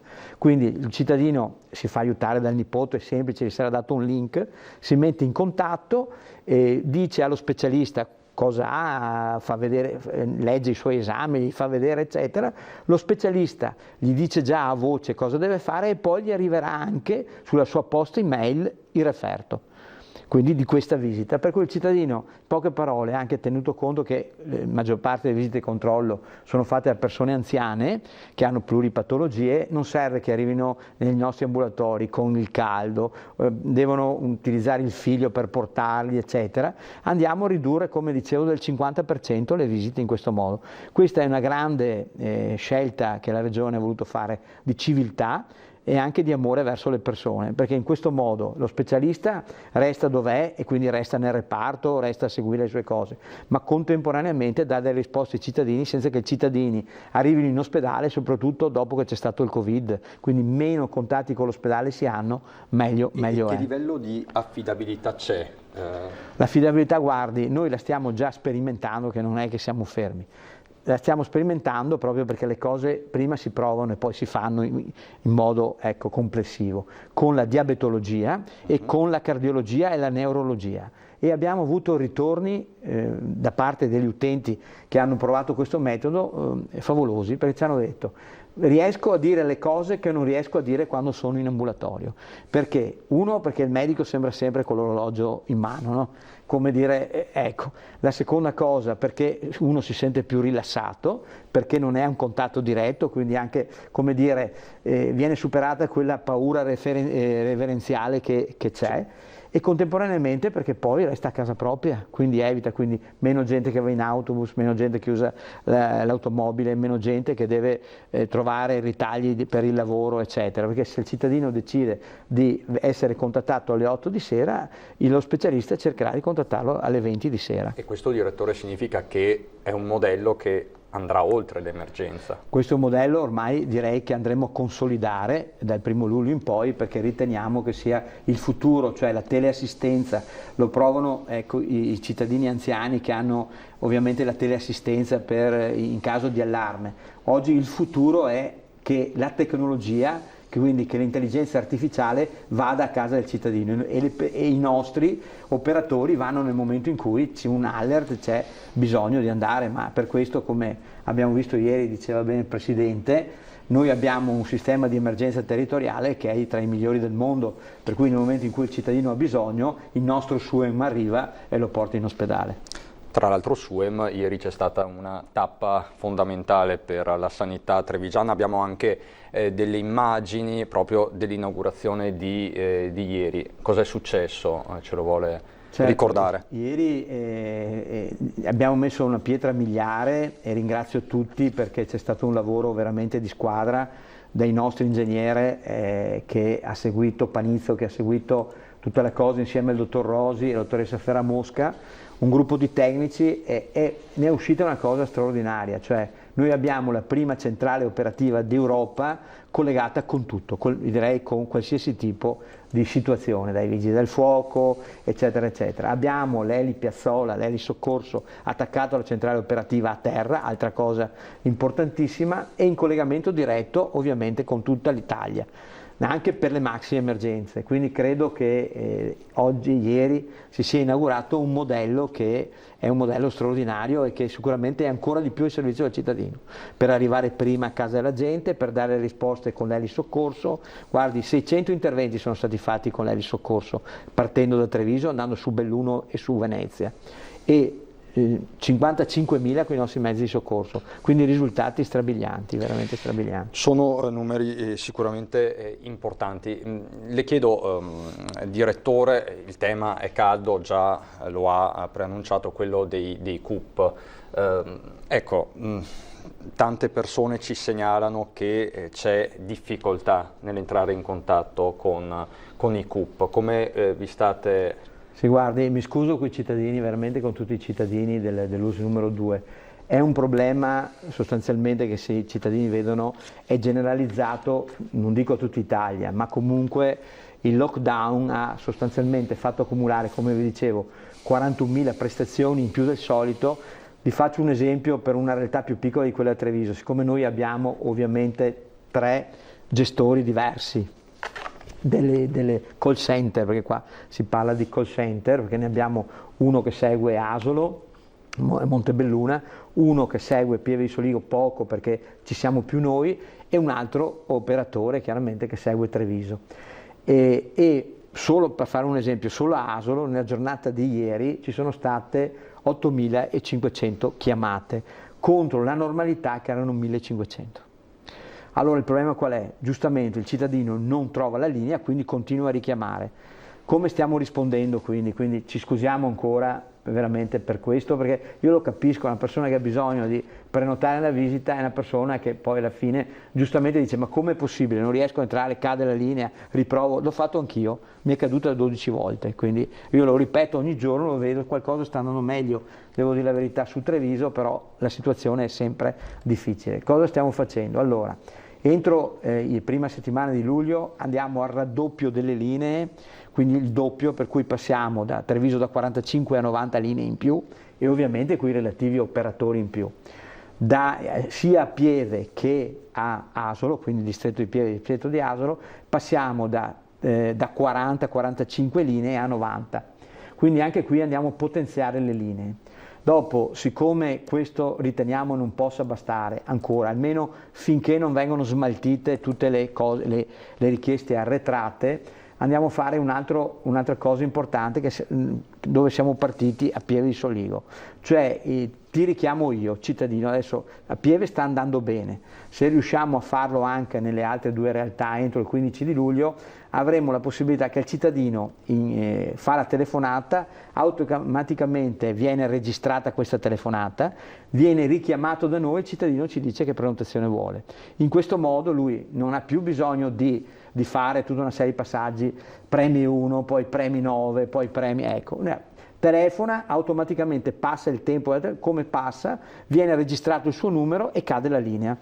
Alla fine della giornata il centralinista, il nostro ovviamente uomo del CUP, che sono cooperative, richiamerà il cittadino a orari ovviamente diversi dopo le 18 e con lui concerterà quando fare la visita. Questo a partire entro la metà di luglio, non prima perché ci stiamo organizzando, non è così semplice. Quindi il raddoppio delle linee. Ecco, il raddoppio delle linee già dai primi di luglio. E questo sistema che stiamo sperimentando a Pieve poi verrà fatto anche negli altri 2 distretti entro il 15 luglio.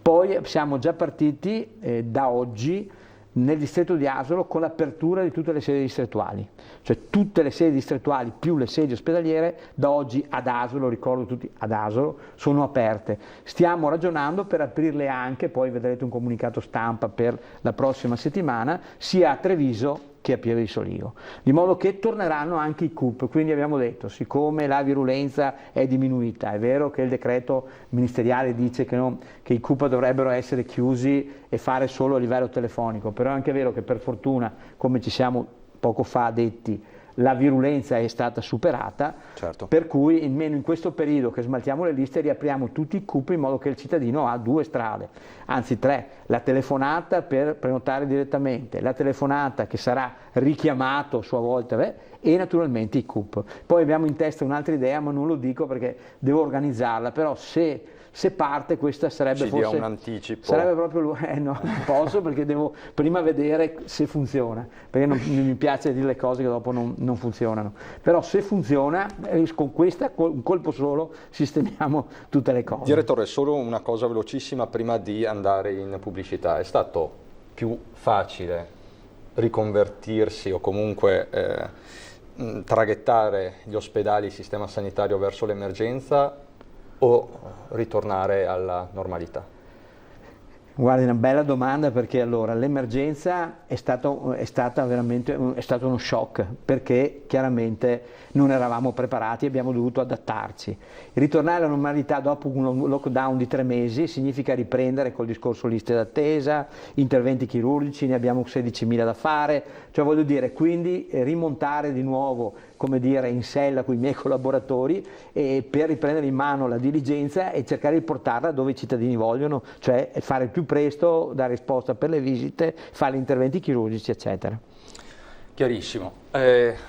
Torniamo dopo la pubblicità e ci concentreremo soprattutto sul tema delle case di riposo, perché ripartono gli ospedali, ma riparte anche tutto l'aspetto collegato alla terza età. A dopo.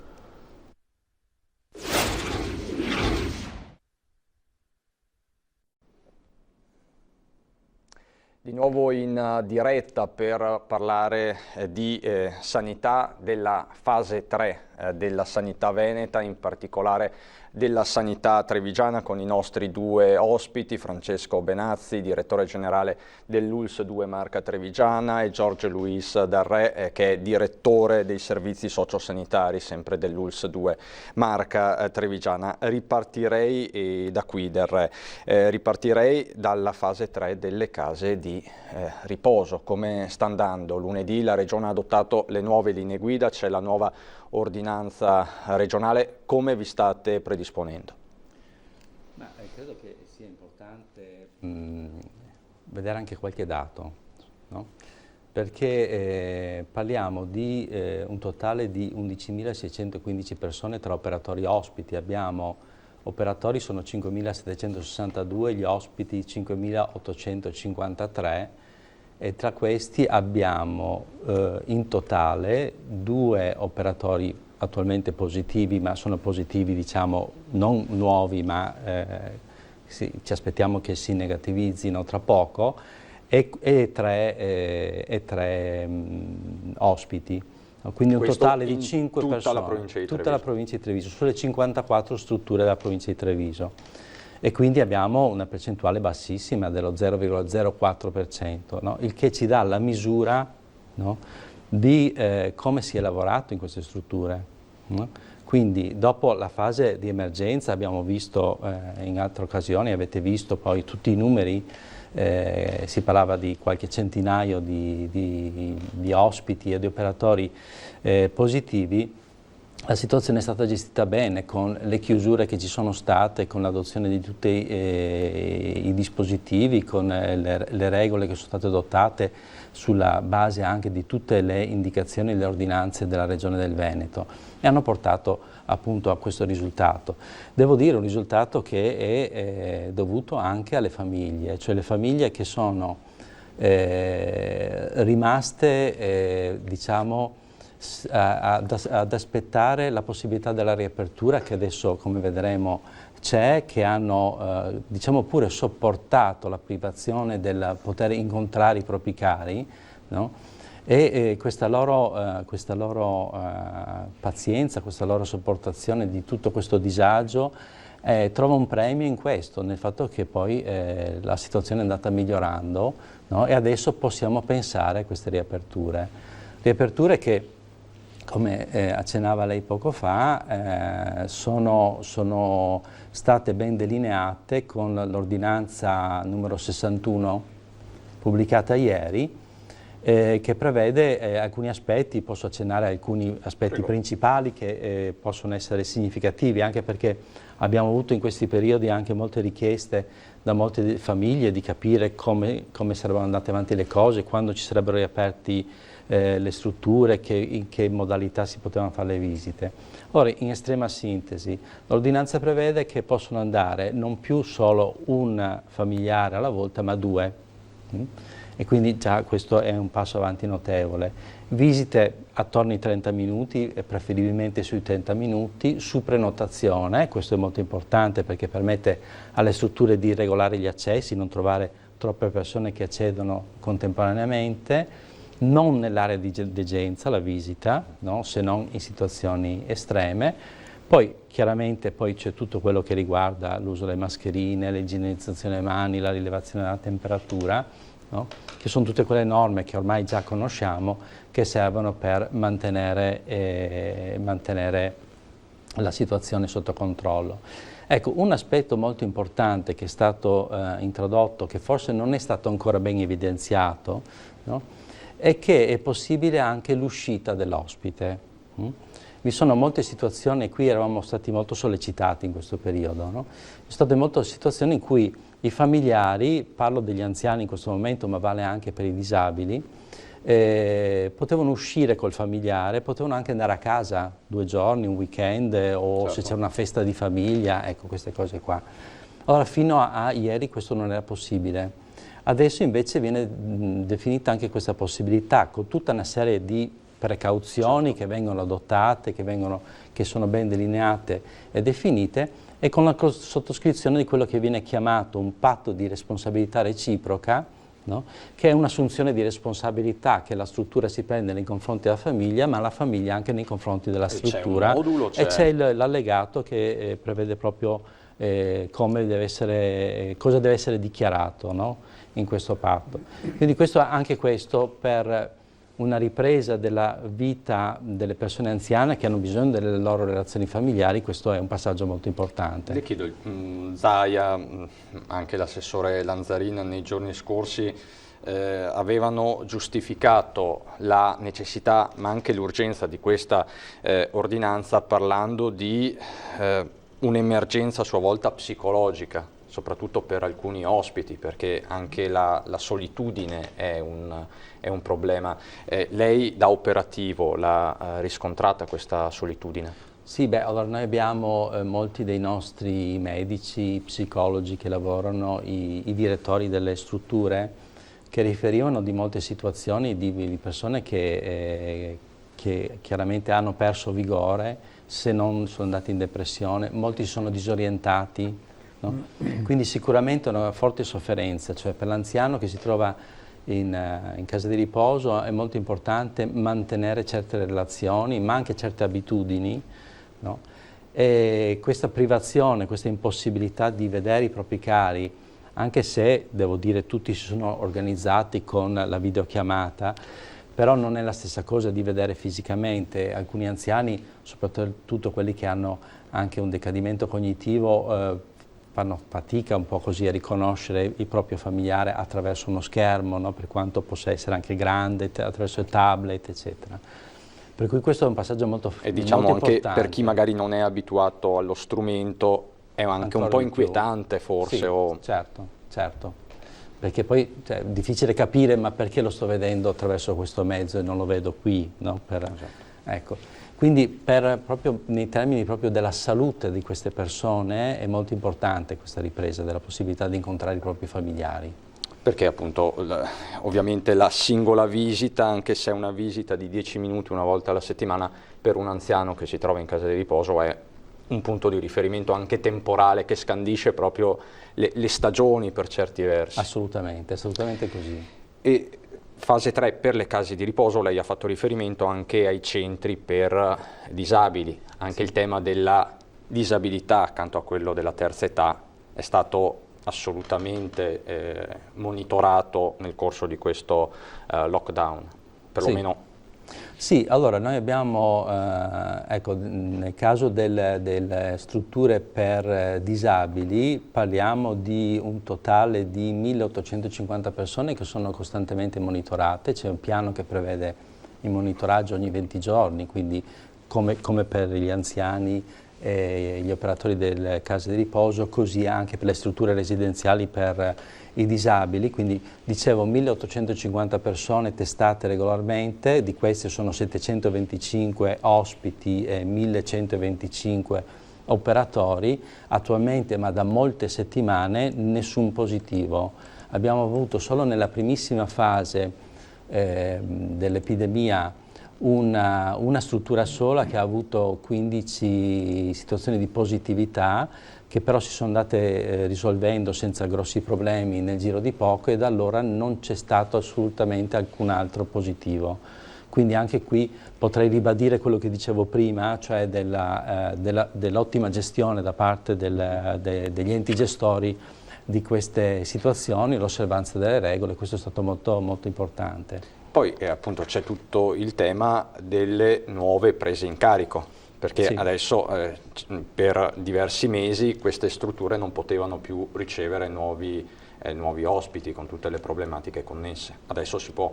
Adesso si può, ci sono l'ordinanza di ieri prevede anche tutte le norme che devono essere seguite per l'ingresso di nuovi ospiti, che prevedono ovviamente l'effettuazione del tampone prima nelle 24-48 ore che precedono l'ingresso nella struttura, che ovviamente deve essere negativo, e poi l'anziano deve essere posto in una situazione di isolamento chiamata quarantena classicamente, no? nel linguaggio che abbiamo ormai acquisito, per 14 giorni.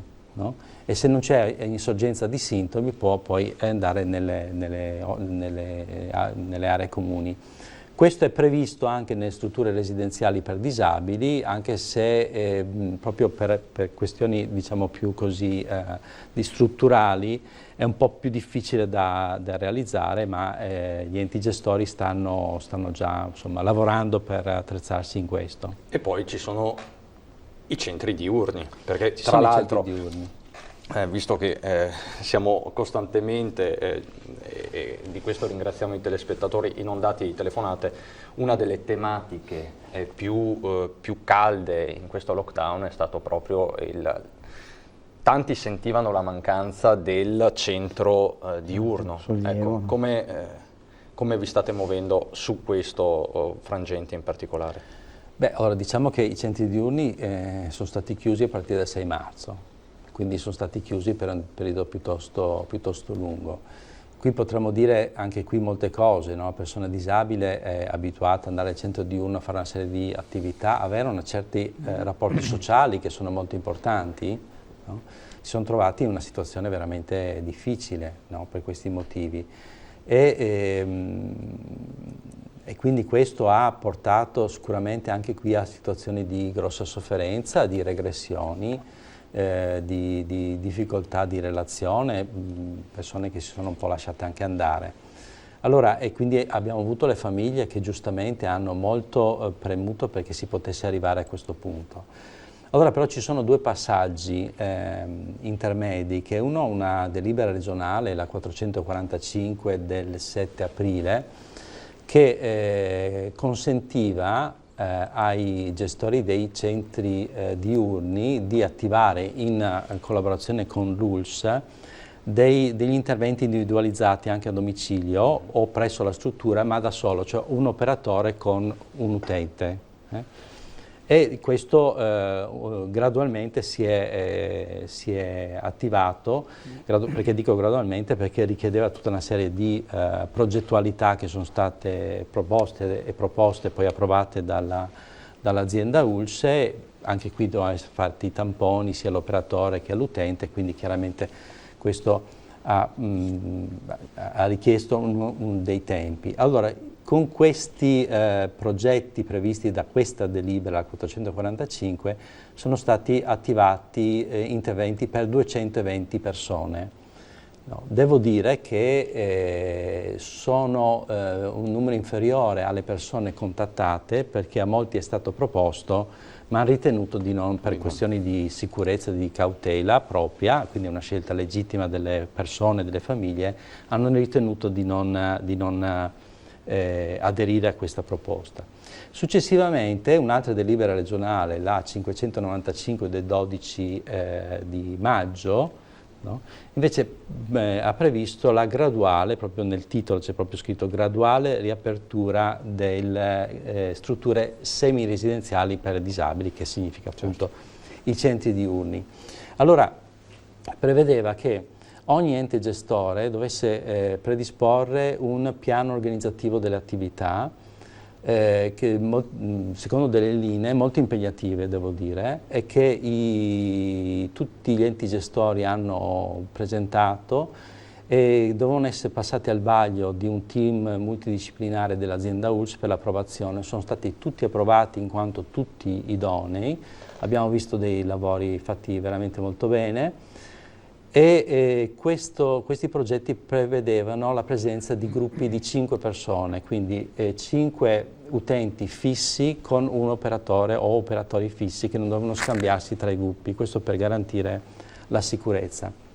Ora l'ordinanza di ieri ha previsto invece il passaggio da 5 a 10, quindi adesso andremo a rivedere, a rifare i piani assieme agli enti gestori, che chiaramente possiamo un po' efficientare anche un po' tutta quanta l'organizzazione, no? Poi c'erano tutta una serie di definizioni, eccetera. Questo per dire e per spiegare anche a casa quanto sia complessa questa fase 3, perché appunto, come dicevamo prima, facile, tra virgolette, chiudere, è molto più difficile ripartire, perché sembra quasi una prima volta. Sì.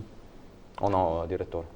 Sì, è una prima volta, con un handicap importante, che è quello che però deve essere mantenuto, il concetto della distanza, della sanificazione degli ambienti, dell'utilizzo della mascherina. Già il fatto della distanza, noi per esempio eravamo abituati su Borgo Cavalli con i prelievi a fare da 150 a 250 prelievi al giorno, che andavano la maggior parte di questi su prenotazione. Allora, finché non c'era il distanziamento di 1 metro, la gente entrava nella sala d'aspetto di Borgo Cavalli, si sedeva, prendeva il suo numero, si sedeva, poi sul tabellone principale usciva il numeretto, la persona si alzava, andava a fare il prelievo. Oggi col distanziamento Borgo Cavalli può tenere da 100 persone 35 persone, per cui siamo costretti a tenere queste code che escono in strada, e quindi con una serie anche di disagi importanti da parte dell'utente.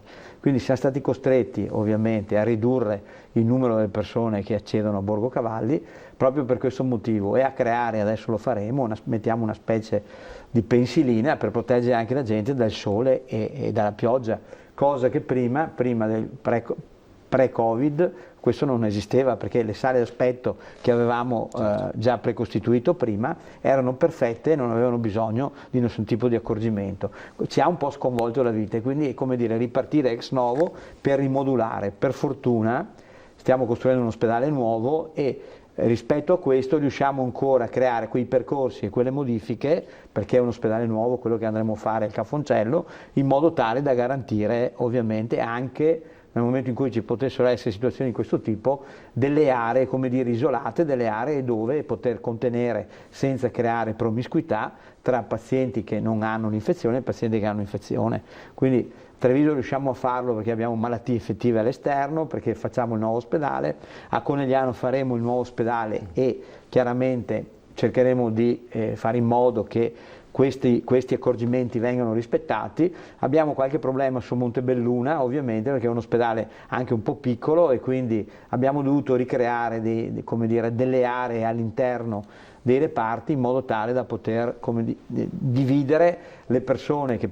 sono sospette Covid positive da quelle che ovviamente non lo sono. Quindi sì, abbiamo rimodulato sostanzialmente le forme assistenziali, stiamo potenziando sempre di più il territorio con le USCA, con le unità speciali che vanno a domicilio delle persone, la telemedicina, faremo la telemedicina nei centri servizi, cioè voglio dire, oggi più che mai dobbiamo evitare di entrare in ospedale se non abbiamo un bisogno reale in fase acuta e gestire tutto, quindi il post-Covid, tutto sul territorio, con i medici di medicina generale, con i pediatri di libera scelta, con le nostre USCA, queste unità di medici che vanno nel territorio, con l'assistenza domiciliare, perché la vera sfida oggi è il territorio ed è la telemedicina. Possiamo dire, direttore, che questa pandemia ci ha dimostrato, qualora ce ne fosse stato il bisogno, dell'importanza della medicina territoriale? Io direi di sì, il modello veneto è un modello che da anni è un modello sociosanitario, ormai noi siamo l'unica regione che ha il modello sociosanitario, che è una forte integrazione quindi tra sociale e sanitario, ed è stata credo la soluzione vincente, perché alla fine la rete che abbiamo creato con i comuni, perché è fondamentale, persona che viene isolata a domicilio, però N ragioni, che quindi non può avere contatti, che deve rimanere a casa, il fatto di, magari persone anziane, il fatto di avere questa rete con i comuni, l'assistenza domiciliare del comune va a domicilio, i volontari vanno a portare, cioè è una rete che ha retto, ecco, cosa che nelle altre province questa rete non esiste, quindi questa grande intuizione del Veneto di continuare a mantenere questa relazione così forte tra sociale e sociosanitario credo che sia veramente la sfida vincente anche per il futuro, tenendo anche conto che il lockdown più che mai oggi ha creato ulteriori povertà che prima non c'erano. Quindi di conseguenza maggiormente serve questa integrazione. Diventa una medicina di prossimità che va a intercettare anche altri fabbisogni. Assolutamente sì, perché poi lei sa meglio di me che nel momento in cui l'organismo non c'è siamo in uno stato di sofferenza economica, siamo in uno stato di difficoltà psicologica e chiaramente il soggetto è più esposto, ha meno difese e quindi rischia anche di più di ammalarsi. Quindi il fatto di poter adesso grazie al concorso che faremo con l'azienda Zero, stiamo anche assumendo un numero di psicologi importante, chiaro che ci vorrà ancora un po' di tempo perché abbiamo 500 domande in questo concorso, quindi sono tante, poi potremo mettere a disposizione del territorio quella figura che è il trade union tra quello che è sanitario puro e quello che è sociale, che è lo psicologo, che può aiutare in queste situazioni anche di difficoltà famiglie, individui, eccetera, prendendoli in carico e lavorando su quella parte che è più complessa, che è quella della mente umana, insieme ovviamente allo psichiatra se serve, ma soprattutto diventa un collante per aiutare quelle situazioni di maggiore difficoltà. Ecco, per fare tutto questo, per fare tutto quello che ci stiamo dicendo, servono risorse certo. Economiche, servono risorse umane. La pandemia ha fatto aprire i rubinetti delle assunzioni. Peccato che si sia dovuti arrivare a tanto, perché comunque più di una volta anche lei, ma tanti suoi colleghi, avete suonato il campanello d'allarme per avere nuova linfa. Adesso questa linfa è arrivata, è sufficiente? E di che numeri stiamo parlando per la sanità di Marche? Devo dire che quando abbiamo chiesto alla Regione Veneto ci ha dato tutto quello che abbiamo chiesto. I numeri sono questi, sono 170 nuove persone. Fino ad oggi noi ne abbiamo assunte 94, ma perché 94?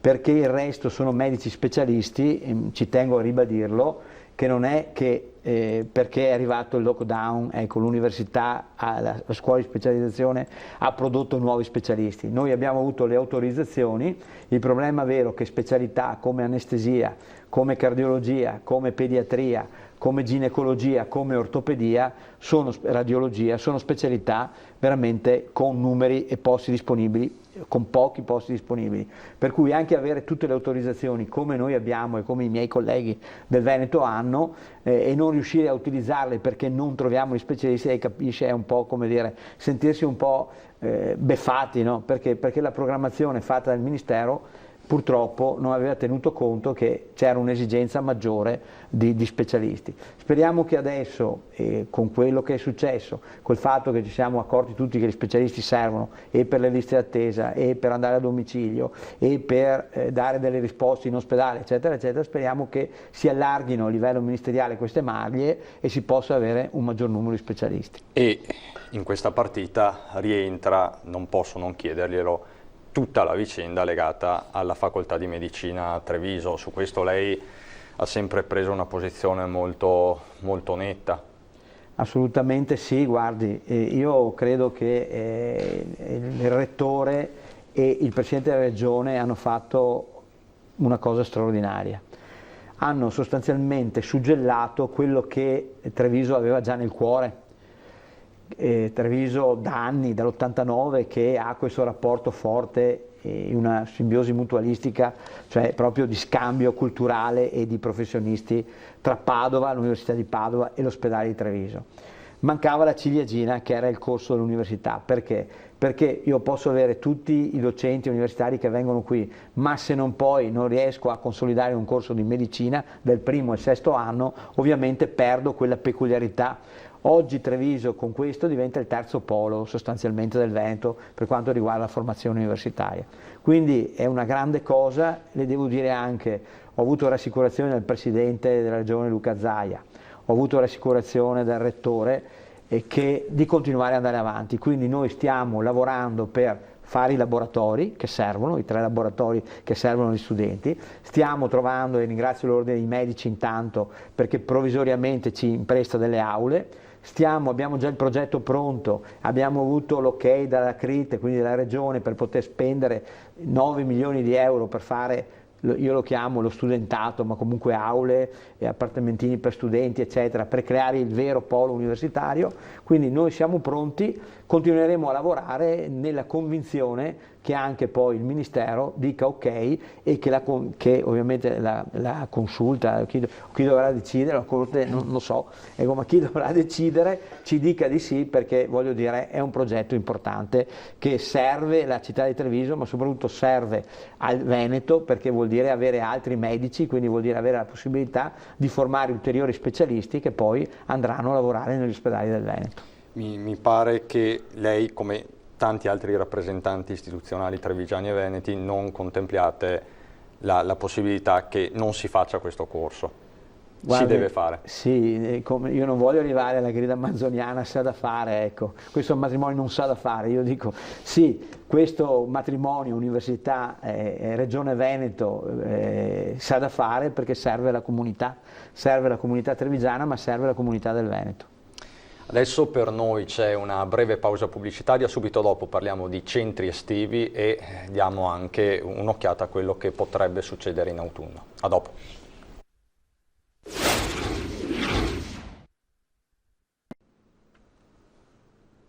Siamo sempre in diretta con i nostri 2 ospiti qui in studio, Francesco Benazzi, direttore generale dell'ULSS 2 Marca Trevigiane, Giorgio Louis Del Re, che è direttore dei servizi sociosanitari dell'ULSS. Chiedo a lei, Del Re, dicevamo prima, c'è la fase 3 degli ospedali, dei distretti sanitari, delle case di riposo, dei centri diurni, ma c'è tutta la partita che l'ULSS sta monitorando accanto ai sindaci e alle istituzioni dei centri estivi. Sì, quindi certo. Come sta andando? Le chiedo di essere sintetico. Allora, diciamo che sta andando molto bene, nel senso che i nostri specialisti dell'ULSS, su forte stimolo dei presidenti dei comitati dei sindaci, hanno costruito il progetto che è stato chiamato progetto Convivium, che serve proprio per stabilire tutte le regole per l'organizzazione dei centri estivi in sicurezza, no? Devo dire che il lavoro ha trovato un ottimo riscontro, che sono state organizzate tutte delle sessioni in video di formazione degli animatori e educatori. Abbiamo visto la partecipazione di 2.372 tra educatori e animatori volontari, e quindi un numero molto elevato, dovrebbe andare a interessare circa 30.000 tra bambini e ragazzi, quindi un lavoro molto importante. E la formazione prevedeva tutti stimoli dal punto di vista educativo, cioè come gestire le attività, oltre alle norme per gestire i gruppi, il movimento, eccetera. Molto importante, perché questo periodo in cui i bambini hanno dovuto rinunciare alla loro socialità e poter ritornare a vivere situazioni di socializzazione importante è fondamentale, quindi è stata un'ottima iniziativa dei sindaci ai quali abbiamo voluto aderire, mettendo a disposizione i nostri specialisti, in particolare il dottor Pasquale Borsellino, la dottoressa Giuseppina Girlando e il direttore di Dipartimento di Prevenzione Stefano De Rui. Ecco, perché parlavamo prima della solitudine della terza età, ma appunto anche i bambini e i ragazzi hanno risentito di questo lockdown e del cambiamento delle loro abitudini di vita e dei loro punti di riferimento. Chiudo con lei, direttore Benazzi. Stiamo entrando in questa fase 3, l'emergenza sembra quasi alle spalle. Ci vuole tutta la prudenza del caso, ce lo diciamo e ce lo ripetiamo 1000 volte. Dalla prima vittima trevigiana, Luciana Mangiò, era il 26 febbraio, sono passati 4 mesi durissimi da tutti i punti di vista. Che cosa ci dobbiamo aspettare per i prossimi mesi, per l'autunno? Lei cosa vede? Anche partendo dal presupposto che nessuno ha la sfera di cristallo, e lo sappiamo benissimo. Sì, ecco, parto dal presupposto anche che non sono un virologo, quindi non posso certo e anche questo non darebbe la certezza. Non posso fare previsioni di studio, però due cose dico in fila, perché le dico a me stesso. Allora, è stato dimostrato che rispettando il distanziamento, utilizzando la mascherina nei luoghi a cui ci viene chiesto chiusi, areggiando molto dove si è e utilizzando l'igiene delle mani, noi riusciamo sicuramente a debellare il virus. Quello che chiedo ai giovani, come chiedo ai vecchi come me, eccetera, alle persone anziane, eccetera, di rispettare queste poche regole che poi il Presidente Zaia ha detto, ma che anche il nostro comitato scientifico ha ribadito. All'esterno la distanza di 1 metro, non serve la mascherina se siamo distanti 1 metro uno dall'altro. All'interno serve la mascherina, ma quello che è importante è la sanificazione, l'igiene delle mani, perché dove tocchiamo la portiamo alla bocca e possiamo creare situazioni appunto. Se noi manteniamo questo, io sono, come dire, non sono un virologo, ma spero bene, nel senso spero che se anche dovesse manifestarsi sarebbe molto blando, come oggi. Dico anche come secondo punto che noi siamo pronti, questa volta siamo pronti, ci siamo organizzati negli ospedali, nel territorio, con i medici di famiglia, quindi siamo con i sindaci, siamo pronti ad affrontarlo. Io prego veramente il Signore che questo non avvenga, perché voglio dire, questa situazione così di poco circolazione di virus ci fa stare bene. Ecco, se continuasse così anche fino a fine anno, ecco, io credo che saremmo tutti felici, in primis la nostra economia e poi noi cittadini che così possiamo vivere, come dire, un po' più liberi. Anche per questo c'è da augurarsi che in tanti rispondano al vaccino anti-influenzale stagionale.